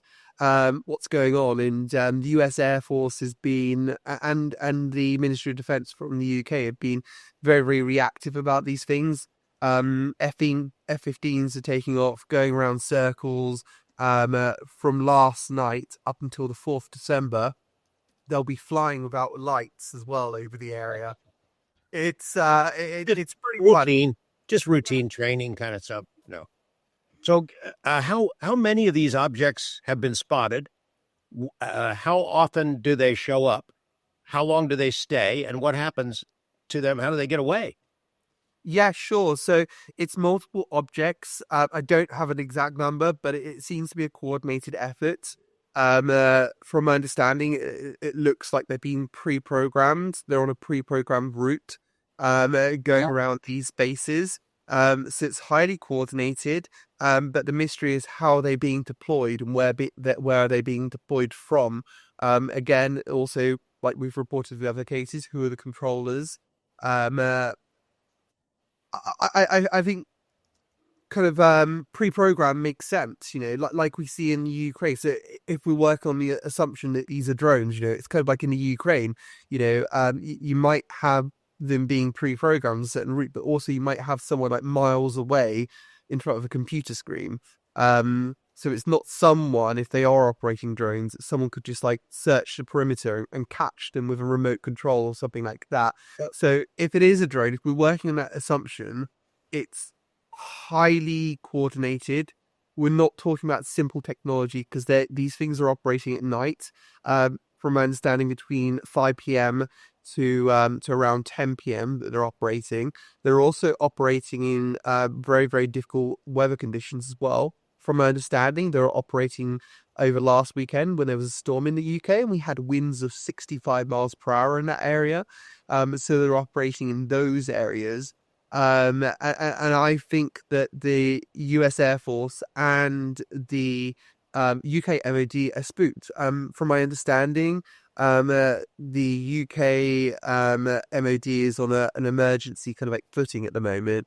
This is seen as a huge priority. All resources have gone into this, and there seems to be a press blackout as well currently. They're not talking about it as they should do. This should be front page.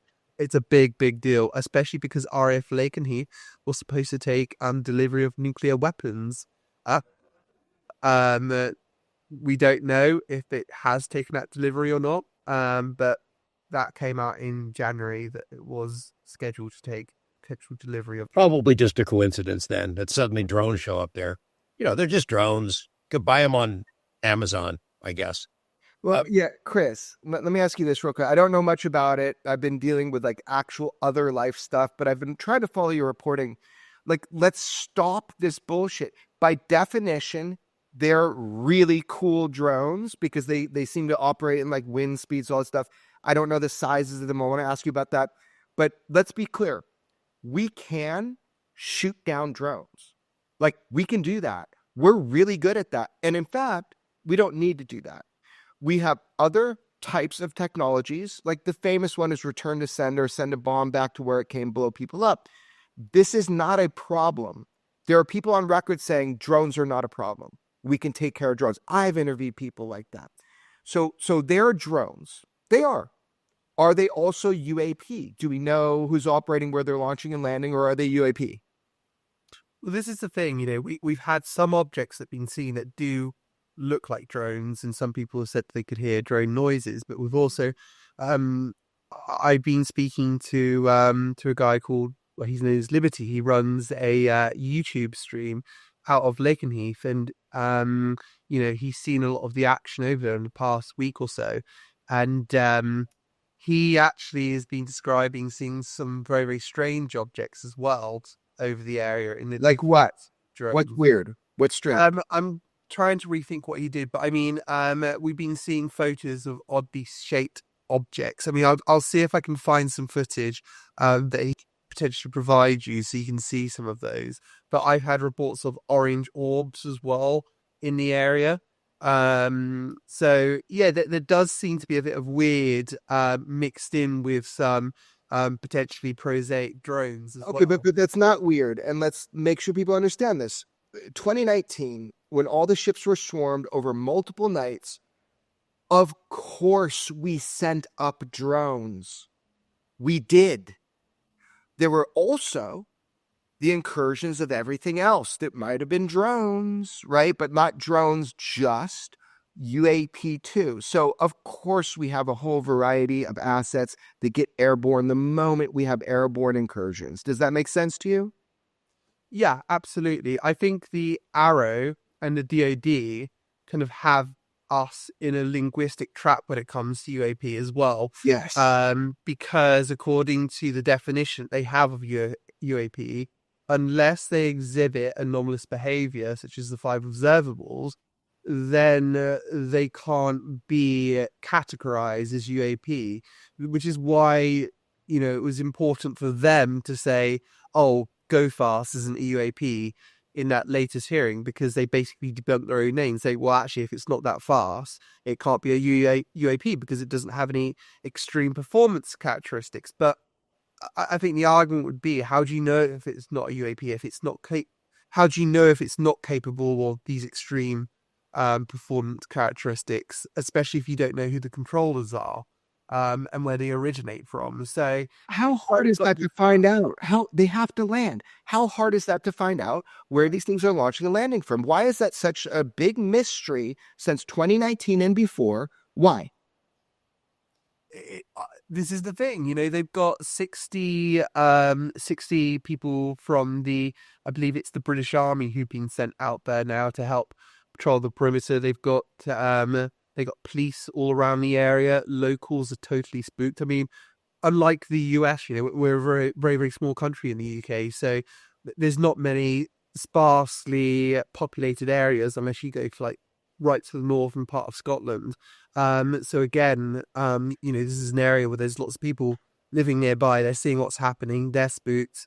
And despite lots of security being there, they can't seem to work out where they're coming from, or perhaps who's operating them as well. I mean, I've heard rumors that, it could be the Chinese, could be the Russians. We know that there's been activity by those forces ever since the US and UK provided permission to strike Russia with the ATACMS and Storm Shadow missiles. We know that's fractured up. We know that the Chinese allegedly been cutting communications cables under the Baltic.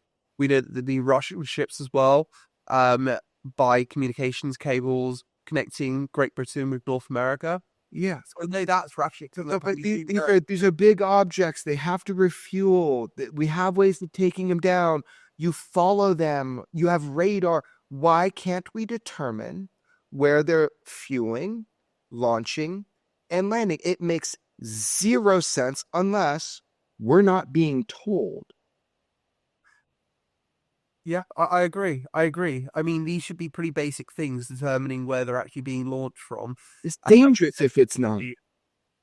Yeah, especially if they're being launched, they have to be being launched locally. I mean, this has happened for over a week now. I think this is like the 9th or 10th night now. US Air Force is still being reactive, so is the MOD. They don't seem to have a grip on the situation, despite it going on for so long. And that's really, really quite alarming. I mean, these should be pretty basic things, right? U.S. officials have been a little vague, a little fuzzy on what the legal abilities are to shoot these things down over an airbase, sensitive military installations. Oh gosh, we don't want to shoot one down and hurt some civilians on the ground. Of course, we know that ships out at sea have encountered these unknown drones.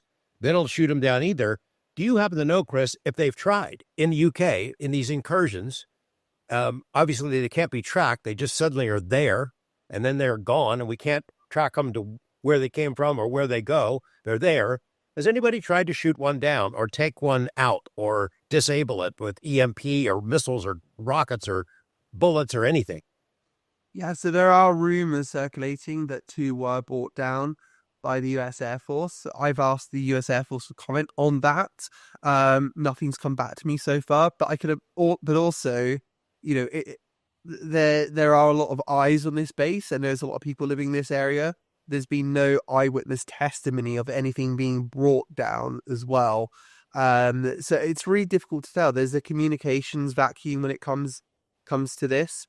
I think one of the concerns possibly could be that when you return back to sender, it's supposed to send back to where it originated from. I think there's a fear as well that, someone may have edited that so it actually goes onto the airfield, perhaps on the flight line. It has a payload and it could potentially... but if they have payloads, they're not going to put lights on them, and they're not going to let you know. That's not how that works in combat. It's never worked like that in combat.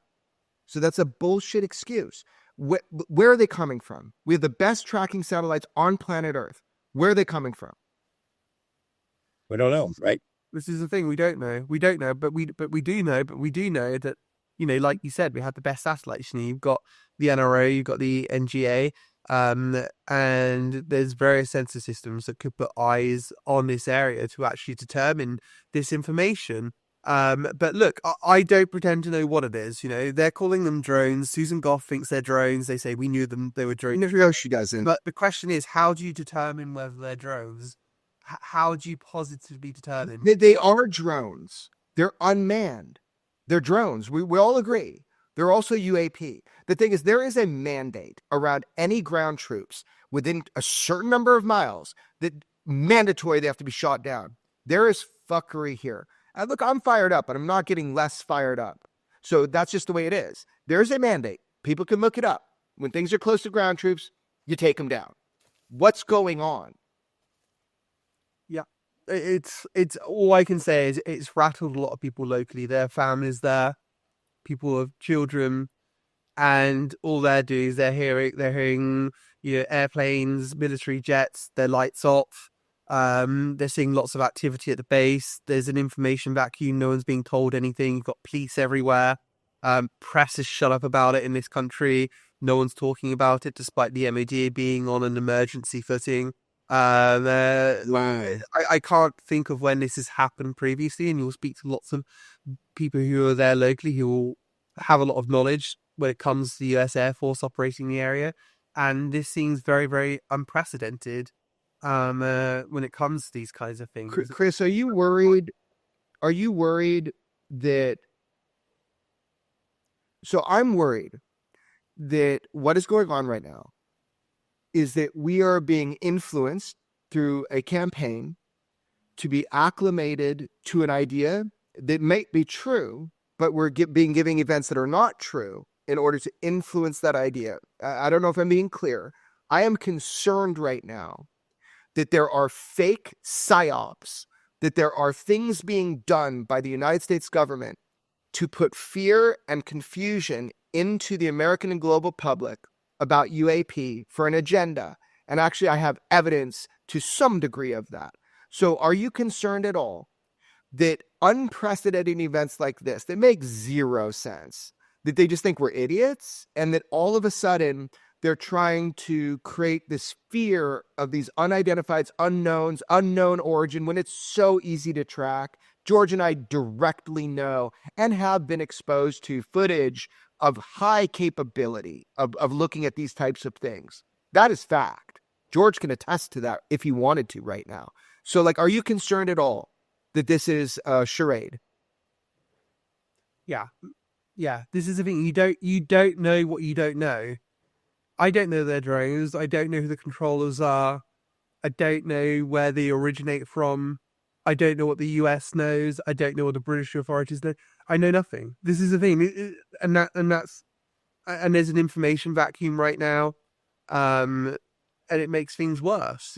All I do know when it comes to this is that the unknown origin. No one's determined where they're from. It's ongoing. That's what we're being told. No one's determined where they're from. Are you concerned about the lack of transparency to journalists like yourself within your country? Yeah, I am. And laws are very, very draconian in the UK as well. You got to be extra careful because we have different secrecy laws when it comes to the UK. And they're a lot more harsher to journalists. I would explain that. Explain that to me. What do you mean? You're a journalist. So I have not been able to call you in months because I'm dealing with some stuff right now. So that sucks because you're a foreign national. Tell me why it's draconian in your country.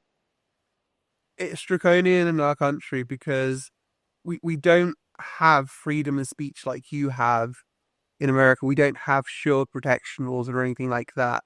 If we inadvertently cover something which is kind of like official secrets or something like that covered by the act in this country, the courts have more power, the police have more power, the military have more power to come after us, basically, in the UK.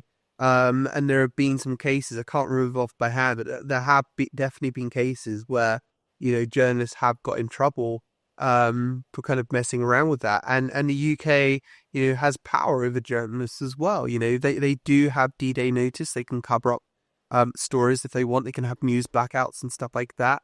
And now we have a new media landscape where you don't just have the traditional BBC and Telegraph kind of dictating what people see in terms of the news. You have independent outlets as well. You have X.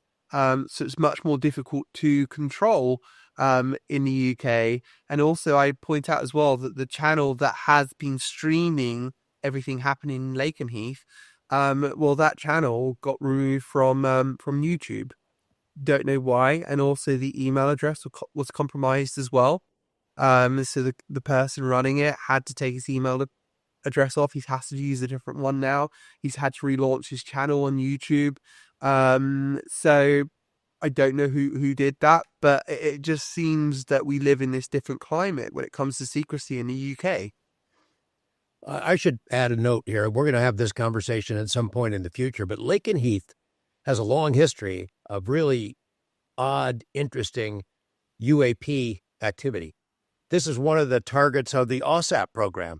Now, the public hasn't seen this material. I am somewhat familiar with it, though, and I can tell you there's some really well-documented incidents involving Laken Heath that is yet to surface in public. So at some point, maybe we can have that conversation. And you want that, George. Like you want that to surface, but so this is where people get mad.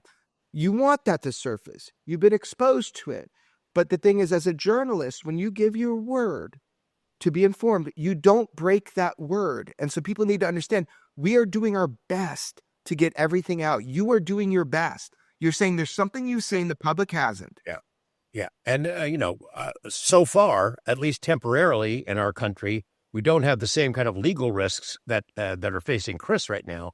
But I'm not entirely confident that the situation won't change. We have a situation here now, these in the UK, where these unknowns appear out of nowhere. They disappear out of nowhere. We cannot track them. I think the best case scenario our government wants to push is these are probably foreign operated drones. Some spy is hiding in a thatched hut out by Stonehenge and is pre-programming these things. Is there not a signal that stays with these drones? I guess if you pre-program them, you don't have to have an ongoing signal that can be tracked. Or do you know? Either of you guys know? Nope. I believe they can track the radio frequency if there is a controller. Yeah. Each scenario is there are hundreds of these things showing up over sensitive installations. Langley Air Force Base is home to like half of the F-22s in our country. They have the F-35s there. The bases that you're talking about, they have very expensive planes and equipment and personnel, and we do not have the capability of shooting them down, or we haven't tried. Either one is chilling. If we have tried and can't knock them down, that's scary. We can't track them. If they are foreign operated drones by China or Russia, that is way scarier than some object from an interdimensional intelligence or aliens or something like that. I mean, my gosh, that is an intelligence failure of a gigantic magnitude. And we're casually being told, don't worry, these are just drones, nothing to see here. There have been 600 incursions over U.S. military installations since 2022. Not 600 objects, but 600 different incursions, according to NORAD. And we haven't solved any of them. Haven't caught them. We all saw the 3 Chinese spy balloons supposedly shot down. There is wreckage that showed up a couple of weeks ago. We found out on the shores of Lake Huron. Where is it?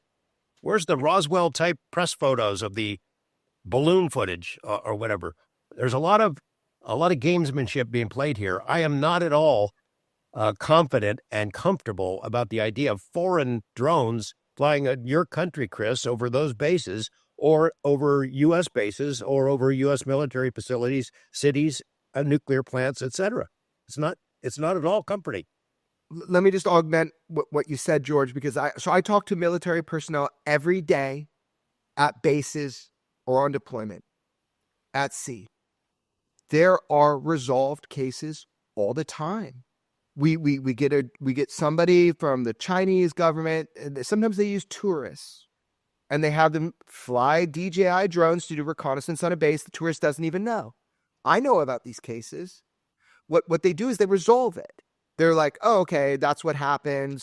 A spy in Guam goes to a bar, finds a tourist, makes him fly a drone up. Really cool, right? Fly it over there. Happens every day. They resolve it. So whatever these cases are, maybe they're unresolved. We resolve these cases every day. You said, can we shoot them down? Can we, target them? Do we know where they are? George, that you have seen the capability of the United States to identify things from satellite. You know that we can track all this shit. Oh, yeah. We're being lied to. Where does the story go for you, Chris? What's next for you? Or you don't want to say. Don't want to give anything away. Well, in terms of this story, it's just when does it end? I mean, it's been going on for over a week now. I think this is like the 10th night it's been going on for. When does it end? That's what I want to know. It's and that's why I don't think the UK want it in the press, because it's basically we don't have control of our own airspace, let alone the Americans. And that's unnerving. They don't want people to panic over that. It's crazy. It's unprecedented. But I mean, in terms of the other stuff that I want to do, I mean, yeah, I want to keep on investigating the retrieval missions, UAP retrieval missions, and the reverse engineering programs.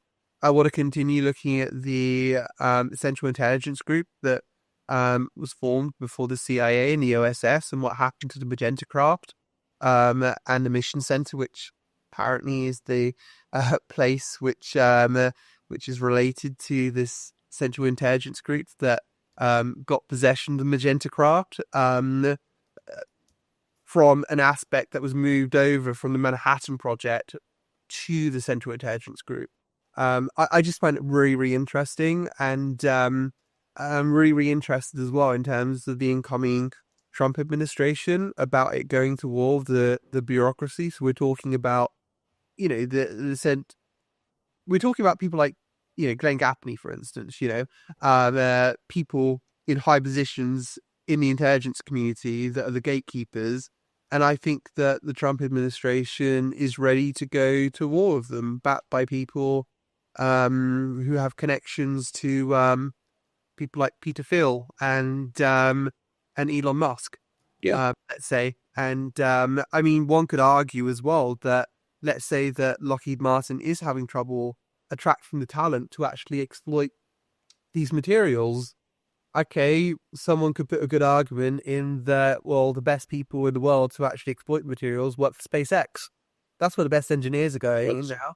Move that stuff over. Exactly. Okay. Exactly. Or we've had great people working on it, and there are derivative technologies that we've exploited, and now people are getting greedy, and now they want to take it out the back door, put it in the front, have ownership of those technologies. I mean, look, man, I'm done. Chris, I'm angry now, right? Absolutely. I've known you for a long time, and I've never seen you like this before. And I know there's a lot going on in your life, and I know that you're not going to take any more of this. That's right. And here's the deal. I'm not angry. So this is the real me. The real me is I've been biding my time. I've been listening. I've been looking. I've been watching. I'm done. People are going to be exposed. So I want to say something really clearly.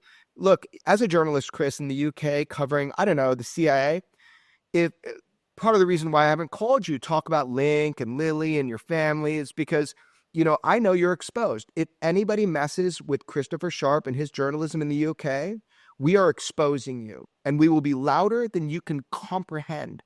And I want to make that public, because we will be, Chris, because you are not as protected as we are in the United States. So listen, another thing I'll say, and this is a threat. We have UAP interested allies in UK Parliament. You're all fucked.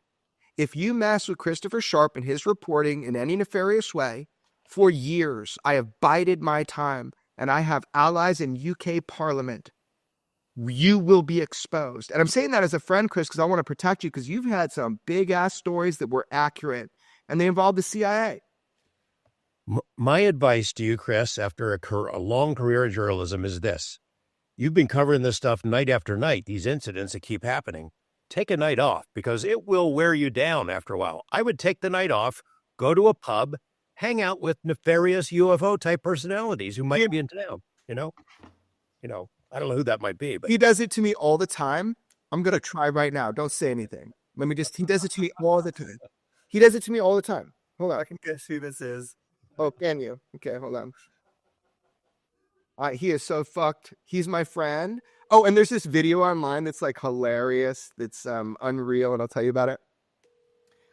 This is Girls Gone Wild, weaponized. Are you ready? Let's see. Come on, they have to pick up. I'll mess with him if he doesn't. Yeah, I think like a video message or something. Yeah, no, I got this. I know what I'm doing. Okay, watch this. I'm gonna do it if he's in the UK, I don't do normal text, so I'm gonna do a video message right now.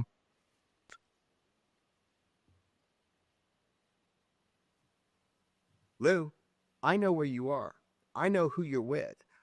So I'm right now on video with Christopher Sharpe, with George motherfucking Knapp. Lou, where you hiding? I want to talk to you about a video people put out in Congress about you and me having some argument where I attacked you about getting Geico insurance or something. Really weird.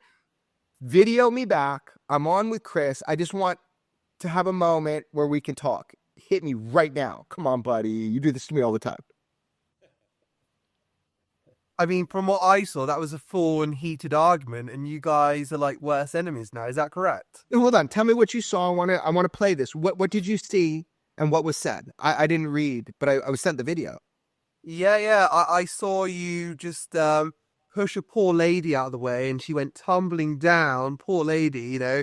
And I think you might have pointed at her and laughed or something, and then you screamed at Lou.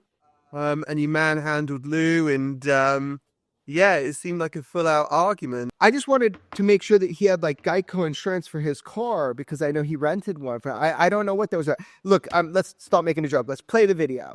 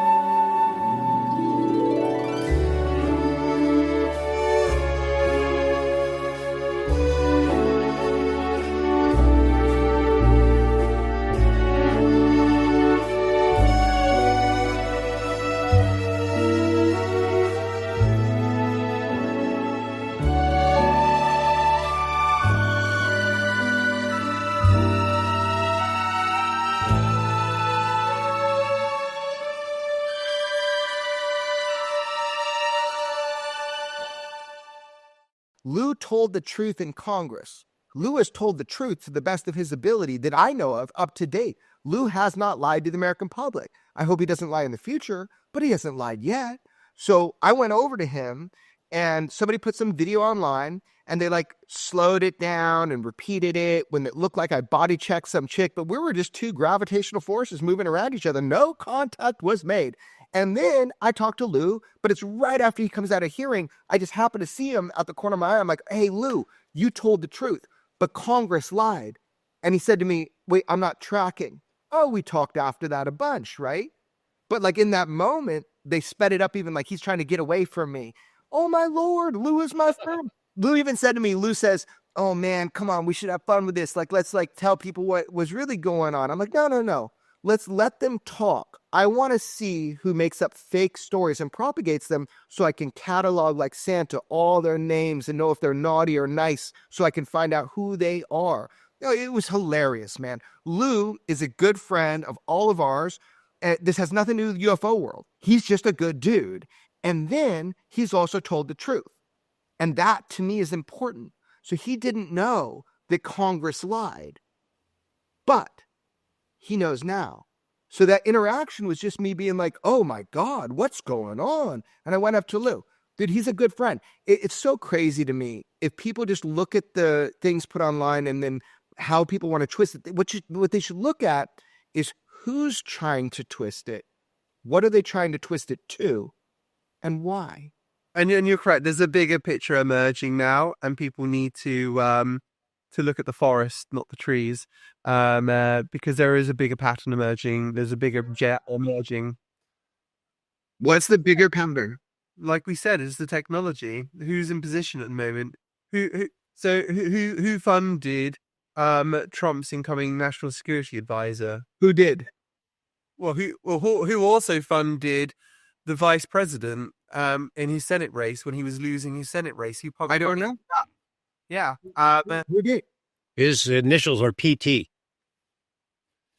So, yeah, you look at all these people coming into important positions, and a lot of them have a common thread in terms of who they are funded by. No, I'm dead. So, who are you talking about, and who funded all these people? So we know that Peter Thiel has funded these people. So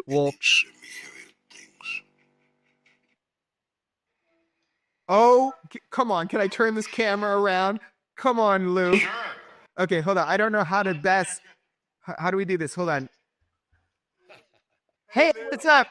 Everybody thinks I screamed at you and I body checked somebody, but there you are with your beautiful wife. Where are you? Not at all. Where are you? We're in London. We're at the hotel. Dude, what are you doing in London? Hey, Jen, what are you doing in London, Lou? I don't know, just slumming. Dude, this is going to cause so many conspiracy theories. I don't know if you can see us properly. Hold on. Somebody wants to say hi. Uh-oh. Oh my gosh, hold on. Alex. Alex, hey, both of you, what are you doing? We're having a working vacation. Okay, well, welcome to Weaponized. Vacation working for me. Hold on. The whole Lou Elizondo family. Welcome, the whole clan. Welcome to Weaponized. Welcome to Weaponized. Oh, there's going to be some stories about this night. Grant, This, how are you, brother? How are you? I'm good, brother. Long time no see, right? this should be a film. Chris Sharpe meets the Elizondo clan in London. I know. It's been Heads will roll. I know, right? hasn't it? God help, God save the queen and the king. Oh, man. So, Lou, listen, I want to hit a couple nails on the head. So one day people are saying, oh, so these guys must not like Lou because he hasn't been on Weaponized. We want to come see you guys and hang out with you. That's first of all. You were supposed to. I know, brother. People talk a bunch of, that's why I don't get on X other than to answer people directly, because for whatever reason, people have this weird cockamamie idea that, they see something, they fill in the blanks, like we're fighting or something. I'm like, dude, Jeremy and George are my brothers. What are you talking about? I mean, we break bread together. I know, man. When And are you coming to Wyoming? Yeah, when are you guys coming to Wyoming? very soon, I just got to get George Knapp the package from point A to point B. It'll be easy. Damn it, George. When are you coming over, man? Things are easing up for me a little bit. I've been on the road for a long time and a lot of traveling for Weaponized, for Netflix, for KLAS. So I'm looking forward to You it. guys are doing a great job. I hear winter is just lovely in Wyoming. It's nice. It's moderate. It's the best time of year to come. Yeah, if you like making igloos and, the Snow angels. Arctic lifestyle, sure. Hey, listen. So a lot of people are going to make up all these weird things about, you jumping on Weaponized. Why haven't you been on? Why haven't we mentioned your book? Yeah, Oh, you know what? Why haven't I been on? Damn it. I don't know. No, don't do that. Don't feed into it. Okay, but here's the deal. I'm just kidding, brother. I know. Okay, but let's squash one thing. I came up to you in the hallway where they pretended that I body checked some chick that's was with you in a blue thing. Did I? I saw that. I saw Did that. Dude, honestly, yeah, okay, I'll catch you up there.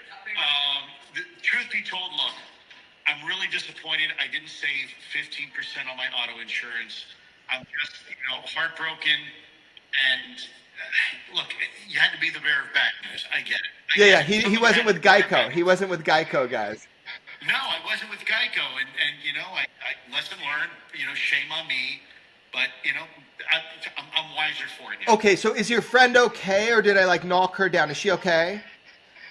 I think so. She needed a couple stitches, but she's okay. Okay, and so Lou, I was coming up to you just to congratulate you. I just saw you at the corner of my eye, and I was like, dude, you told the truth. I was like, Congress lied, and I'll talk to you more about that later, Lou, but you told the truth, and you were up against stuff where you wanted to tell more but could only tell in a secure environment. I just like we'll do this right later. My daughter Taylor, she says hi. Hey, hold on, let me see your pretty daughters. Hold on.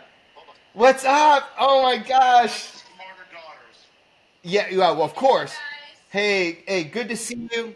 Look at these guys, these handsome guys. Chris, we just saw him. I spoke to them today. They're wonderful girls. Yeah. Very, very proud father. I miss you guys. I can't wait to come out and hang out in Wyoming. Hopefully you get the whole family together, but I love you guys, and people just don't know, so they make up shit. I just wanted to say hi. That's it. We'll do a Dude, proper... story of my life. Every time I get on X, all they see are these weird conspiracies that, Lou is working social media for some weird maniacal reason.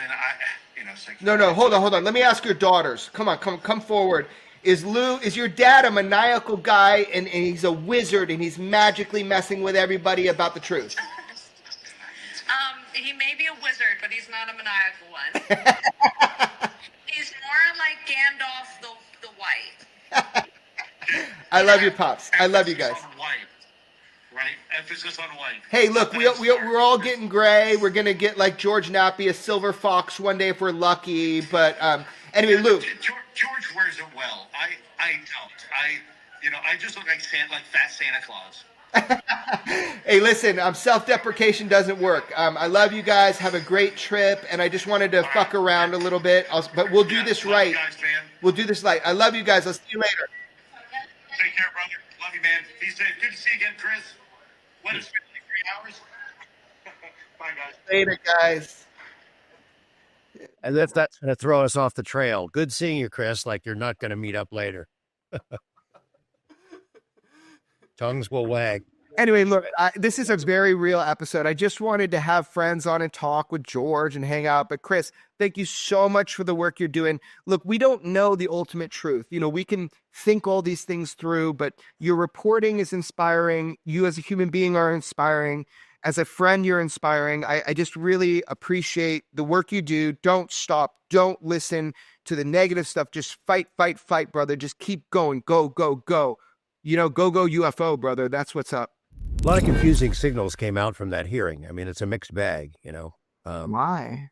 Well, look, I think my impression is, on one level, both subtle and overt, it's important that those hearings happen. Politicians elected officials put their reputations and their careers on the line when they give credence to this subject. There were 50 years where there were no hearings. We've had a couple, and although they don't go as far as the public would like, as far as UAP enthusiasts would like, it's important to have them. It was important to hear those things from Lou Elizondo. Yeah. Is there a crash retrieval program? Yes.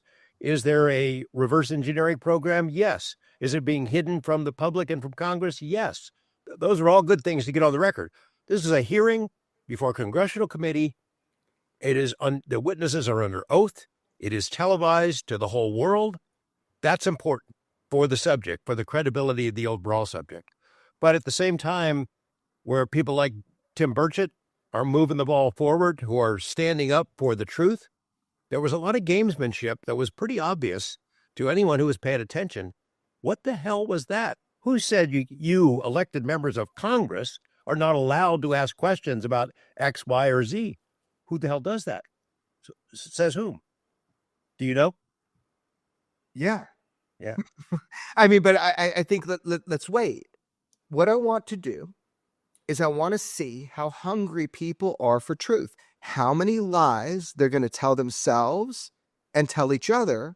And I want to see if people really want to know the truth. Look, man, you said something a second ago. You said that politicians put their credit on the line. Now I get that with people like Representative Burchett. He's the only one in Congress that told the truth. The only one. So like, I want to know like what that means, because I see people benefiting from talking about this and not putting their credit on the line. And that's different. I know what you mean. I'm just looking at the broad scope of history. Okay. And the broad scope of American discussion of the UFO mystery. Gotcha. It is risky for elected officials to be out in front on this issue because so much of it is wacky. Right. 95% of the cases are explainable. all kinds of conspiracy theorists get involved with this stuff. People make things up. There is disinformation that is an active effort by government agencies, ongoing, by our military. They muddy the waters. They stir things up. They keep us off balance on purpose. It's not an accident that so much disinformation is out there, or that it's not taken seriously, or the stigma. All those things were discussed and planned a long time ago. And it is still a fact that these elected members of Congress have some risk to their credibility when they get out in front on that issue. So I give them credit for having the hearing, for stepping forward, for appearing to be champions for transparency. However, there's other things that were clearly going on behind the scenes. The fact that this hearing happened at all, what the ultimate goals were for some of the people who participated, because we see lots of different threads that pulled together weave a more interesting tapestry. That there's big things behind the scenes that are underway right now involving the UFO issue, and we're just sticking our nose under the tent and getting a little glimpse.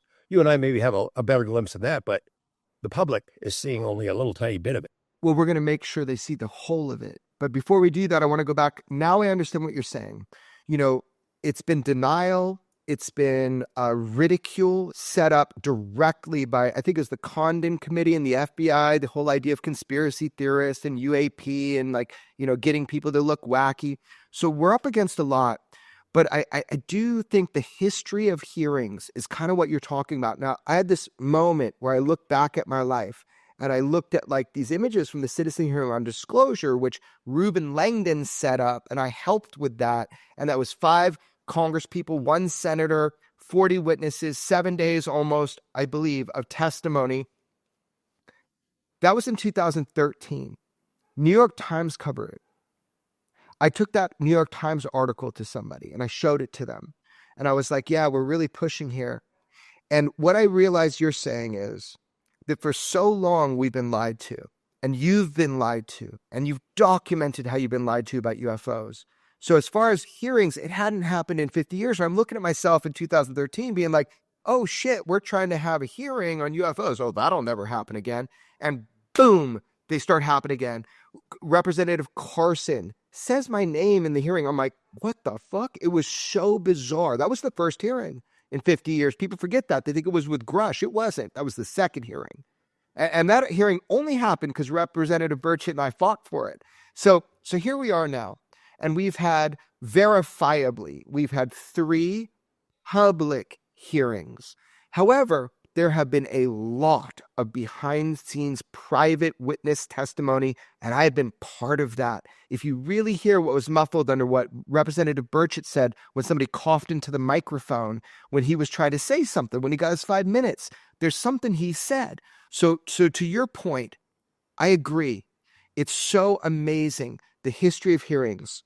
We are having them. But I want to tell you something which you might not know because you weren't there this time, because you put me off leash. You were like, oh, just go crazy. You weren't there with me to protect me from being myself. This is what I realized last night. I'm laying there, I'm thinking, what was so different about this hearing? We have good people testifying. We got that cool guy from NASA, Mike, with his cool son and his government relations woman who was right there with him. You know, we had Lou Elizondo. I'm going to say good people. We had Lou Elizondo, right? Dude, that guy was amazing. The feeling in the room, George, when you were there the first time, the feeling in the room was like celebration, like finally, like, wow, we're talking about this with our mouths out loud and we're saying it out loud and people are saying it who are in position to know, like David Grush, who is who he says he is, who had the job he said he did, who had the access he said he did, whole way through. The feeling was different this time, and I couldn't really put my finger on it. It was ominous. It was weird. I was pumped. I did all these texts before. I'm like, oh, it's coming out. Shit's coming out. Well, that's because I had something. I had something. We had something to say, to come out. Now, that didn't happen. Not that way. But that's okay. There are other ways things can come out. So the feeling in the room, George, I finally put my finger on it. I did last night for real. First time was real. It was honest. This hearing was dishonest. Now, not Siri, she's talking at me. This hearing was dishonest. Now, Lou Elizondo, as an example, just one example, he was honest. He told the truth. Don't fuck with my words. The entire setup, the hearing itself, the months of me working with accountability and oversight, the calls you were on, the calls I brought other people on, the people I walked into offices. I don't want to say too much right now, but that was the difference, George. The feeling, if you were in there, you would have told me like this. That's the difference. It didn't register till now. The entire hearing was controlled. Now, I'm either crazy or I'm saying a lie or whatever people want to say, but I bet we're going to find out. So we'll be definitely hearing more about Congress and people behind Congress and manipulations and things that are taking place. And maybe it all ends up in a good place. It could end up being a positive sort of a development, even though underhanded, dishonest tactics are being used to get there. As the public goes forward, if these intrusions continue, swarms over sensitive military installations in this country and in other countries, if that continues, and if our government and other governments continue to say it's just drones, just everybody, when you read those stories or hear the word drones, think in your head swamp gas. Just make that substitution, because drones are the new swamp gas. They use drones as a generic sort of a term, nothing to worry about. We don't know where they're from, but they're not shooting anything. They're not blowing us up. So, we're not all that concerned. Well, they are concerned. They don't know where they came from. We don't have the capabilities to shoot them down. This is not a new thing. We didn't get into it in this episode, but this stuff has been building for a long time. I mean, as we've discussed before, in the late 1940s, green fireballs, orbs appearing over nuclear installations, labs, facilities in New Mexico. I think you've got something that you shared on the Joe Rogan show from 1960 about an object. Describe it. It's a it's a cube with a spherical aura. It's from 1960 from Alamogordo in the newspaper. I did show that on our pal Joe Rogan's podcast. It's ahead of its time, showing something like that, but it was to show that this is not new. This is something that has been going on a long time. Alamogordo, 1960, at a military plane and a civilian plane saw it, a cube with a spherical aura. Yeah. The same things were being seen off the East Coast by U.S. Navy pilots training out there. They reported it a bunch of times.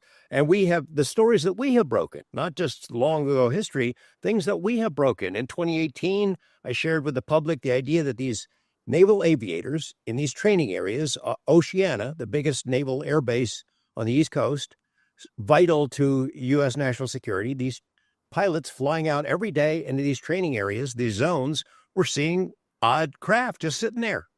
I guess we can call them drones, but it's not just one or two. It was a bunch of them. They all kind of look different. And I remember that one day, one crew took pictures of 3 different objects in the course of an hour, all of them different. We don't know where any of them came from or how they can sit there days at a time, just sitting there in high winds, doing whatever.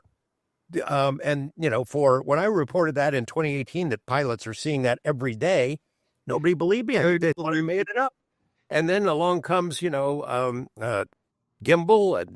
and Go Fast, those things. And then 2019, the West Coast, people are trying to dismiss that as well. Okay, I guess these were drones.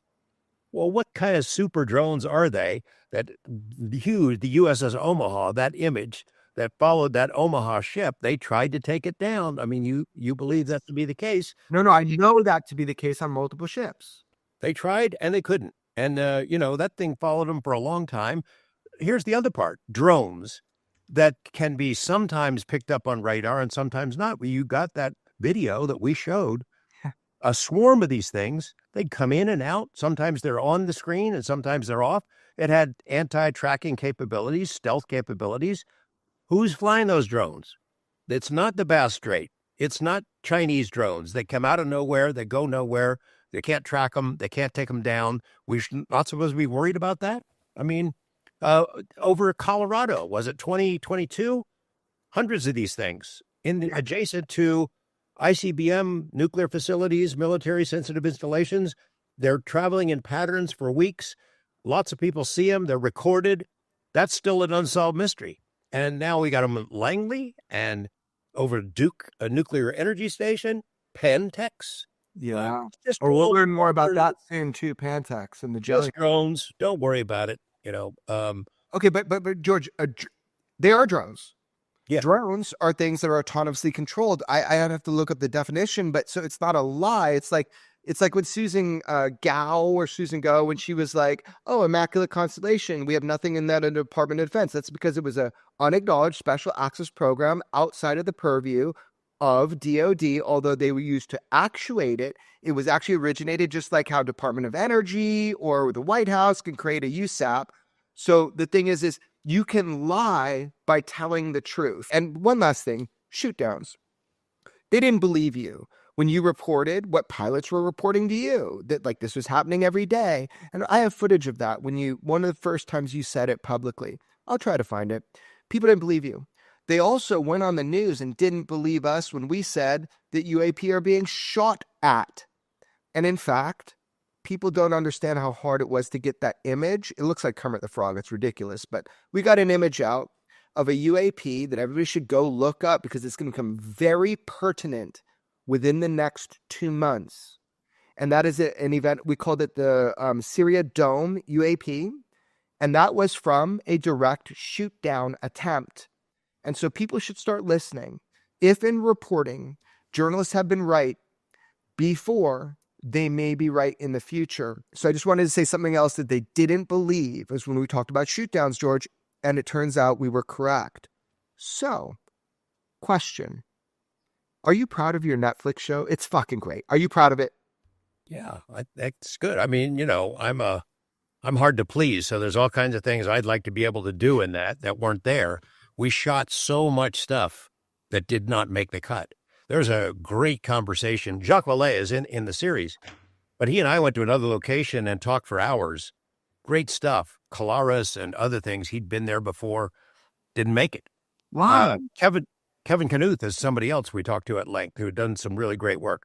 We flew to Mexico City and were there for a couple of days and got somebody on camera who has never been on camera before, and it did not make the cut. Who? For people, it's I think I'm not allowed to say what that is because maybe if the project goes forward or has another season, we'll be able to get into that. But And if it doesn't, you're going to spill the beans. yeah, I will. Sure. Yeah. If it doesn't go on, I'll spill the beans. But, there was a lot of great content that didn't make it. Can only crowd so much of it in there. It moves pretty fast. The series is good. I mean, I always would like to have more stuff, but there's no slow movement there at all. So, I mean, look, you're proud of it because this is stuff that you do that a lot of people don't get to see. I mean, obviously you're traveling the world. You've done that all the way from back in the day, going to Russia and all this stuff. So you should be proud of it. It's really cool just to see you do it. But it sounds like there's so much more. And if you're not like, working with them, you should tell everybody all these stories that happen. But look, man, I learned so much. One of the most compelling things about the series, other than like cattle mutilations and crop circles, holy shit, I think UFOs are real now. It really blew my mind. You had this thing in Brazil and they just kind of glossed over it. There's a dude that you're on the beach with and they show this red orb and it fucking leaves, like instantaneous movement. It appears. And then they've got pictures in the jungle of a flying saucer over treetops, over a field. Like, did you Photoshop that? Did they? Or is that a real photo of a flying frickin' saucer? Yeah, I don't know what it is. We didn't Photoshop it. The guy had it on his cell phone camera there. I didn't even know we were going to see it when we saw it. And he had described it. Other people described the same stuff in that same general area. I think that was Barcarena, a lovely little garden spot in the jungle where we stayed one eventful night. Brazil is a beautiful country. It was so great. All the people, our friend Tiago had helped us out so much. And that was an adventure of a lifetime. We got great stuff. Again, there was more of that we weren't able to fit in. And, Brazil has a long, colorful history of USO incidents. That Colares case is serious. I mean, it's unlike anything else in the history of UFOs. It's an outlier. Where as many as 2,000 people were injured. Things come out of the river. out of the sky, out of the ground, shoot laser beams at people that were actually filaments that took blood, caused serious medical problems for a lot of them. And those people have been quiet. The victims, the people who are targeted, haven't been on camera. I've heard many UFO people whine, oh, I know all about this stuff. Well, really? That's a pretty impressive knowledge base because I've been at this a long time. I know a lot of stuff. And if you're telling me you knew everything in that, then you're our UFO god because I didn't know it. I learned stuff every step of the way, you know. That was amazing to see you learn that and like to have these people come forward for the first time. Yeah, man, look, this is just like, I learned a lot from watching it. Like, I don't know, it'll always be up there on Netflix or until the contract for it is out, but like, you should watch it. People should watch it. I learned a lot. It's entertaining, but it was really cool seeing you. So, but anyway, so I also want to say real quick. So I got a friend, he's been on our show. His name is Chris Ramsey, and he's a very famous magician and like puzzle solver guy, but one of the most impressive human beings that I've met because of his desire and his hunger for the truth. So I'm known to once in a while jump on Twitter and start doing a bunch of tweets, you know, and people, I know I'm hard to read. I don't know if that's by design. I have to see a psychologist. I don't know. But I said this whole thing about, oh, truth. Chris tells the truth. I posted some video. Oh, truth. I don't know what I was doing. And then he goes on Vetted today, which is a very cool podcast. This guy, I'm a fan. This guy, Patrick, does these like, daily UFO updates. And I watch that shit and I'm like, you know, whenever I get a chance and I watch it, I'm like, dude, this guy's at it every day. And he's so insightful. Like he noticed something about the hearing. Patrick did on Vetted. And he just like innocently said, something seems weird. And he did like this little piece on it. And I was like, oh shit, that guy's watching. So on Vetted today, right before the show, Chris Ramsey goes on. I'm in the shower. I'm showering and I'm watching Vetted. And I see Chris, I'm like, dude, this is so cool. And he talked about something I posted online. And it was like, people thought I was like questioning Chris Ramsey or being dramatic intentionally about his honesty. Dude, it wasn't any of that. I'm a weirdo. I was just like watching Chris's thing being like, he's in for the truth. You know, he's always told me the truth. I don't know. I said something weird, but I just want to say on the show, Chris is a friend of mine. Like we're texting and I did some posts because I wanted people to see his work because Chris is this like magician. So he like knows sleight of hand. He knows he can read people. He's a mentalist. He did all these great series on remote viewing. Like, man, the guy's amazing. And he's a big guy, like a fucking warrior. I'd love to wrestle that guy because I used to wrestle and fight bigger guys. Anyway, that guy's a good dude, and I really believe he's for the truth. I was just trying to highlight people should watch his work, but I guess I do things in weird ways sometimes. So I just want to say, fan of Vetted, Patrick, keep it up. You noticed something in Congress that other people didn't, and you did it quick, and it really impressed me. And then Chris, yeah, dude, keep it up. We need people like you. So that's just my message. And then last thing to close out, there was a podcast and these people from ABC called me. I'm like, ABC? And they're like Australian broadcasting company. I was like, okay, you want to talk UFOs? They're like, yeah, please. And I'm like, I love talking UFOs. Let's do it. It's like 3 hours, right? It was like great. You know, I just get on a Zoom. I talk to people and want to talk about UFOs. I knew they were recording it, but I didn't know how cool their series was going to be. It starts off, George, with this dude in Australia with what they called, you notified this to me in your Netflix series. They used to call them saucer nests. Yeah. And I'd never heard that before. So they start the whole series in episode 1 and 2 of season 4, and it's called, I think it's called Expanse, and season 4 is called Uncropped. But that's the one. And man, I listened to it. One of your friends, George, Keith Basterfield, who's like this badass investigator out of Australia, who like has been after this forever. Dude, he was fantastic. And he was on there. But here's the deal. I listened to the first couple episodes. And I'm like, I think I'm on this one. And they talk about these saucer nests and talk about the shame people feel and how it ruined their lives. I'm like, where is this going? This is making me upset. Then they get funny as hell. They have me on. They talk about me hearing for the first time about UFOs. Bob Lazar, listening to my boombox and my covers. It was 1988, 1989. Don't know. George Knapp comes through as Bob Lazar. I'm like, dude, this is interesting. I'm learning about my own experience. Then they start some episode where I put on some pink shirt and I walk out the door to go to Congress. And there's George Knapp being like, okay, Barbie, time to change. It was fucking hilarious. So I really recommend people go listen to all 5 episodes of this. I don't even know who really made it, but it's called Expanse, and it's season 4 called Uncropped. Check it out, dude. It's really good. I'm gonna check that out or fall asleep to it sometime soon. All right, I think we've covered enough ground for today, don't you think? We need to revisit our friend the jellyfish pretty soon too. Okay. We go into that in the Netflix thing as well, and we hear from somebody who's fairly important in the development of that case, that incident, and we might be talking more about that soon. It seems to have picked up a little steam and momentum on social media of late. Okay, so we'll talk about jellyfish. We'll talk about all the lies you're being told about jellyfish, and we'll wonder why, and by who, and that whole thing. We'll do that. But I do want to be clear. In your show, I was so careful to protect direct firsthand witnesses, and so are you, that when I watched it, they did what I asked, which is the exact words that everybody heard with audio was there, but they used somebody else's voice. I think that's so important for us to say. We would never endanger a firsthand whistleblower and witness by using their real voice. Could be a male, could be female. You have no idea. But I want to be... The people we work with, you got to know some of them. Jake Lawfer, Rick Sasson, Angus James. They kept their word. They're really talented television producers. The team that traveled with us, I mean, it was a big team. We had maybe 10 people we took to Brazil, and it was even more than that, and a couple of Mexico jaunts. But they kept their word. They protected our source. They did as we asked in dealing with the jellyfish. You don't even know our sources on that, but that one where those were exact words. So Jake, Angus, and Rick, they did what they said. They protected things, and I want to thank them. And they did you right, George. They really showed a beautiful way of what you're doing. So I do have a lot of respect for them now that they've proven it, right? That they've proven they can make a show like that and tell the truth. So yeah, hats off.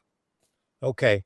Taking a day off tomorrow, maybe spend time with my wife, get to reintroduce myself to my cats, and you take it easy, and we'll catch up soon. Hey, man, easy does it with a Grim Reaper and a beer. You know that's what I'm going to do. All right.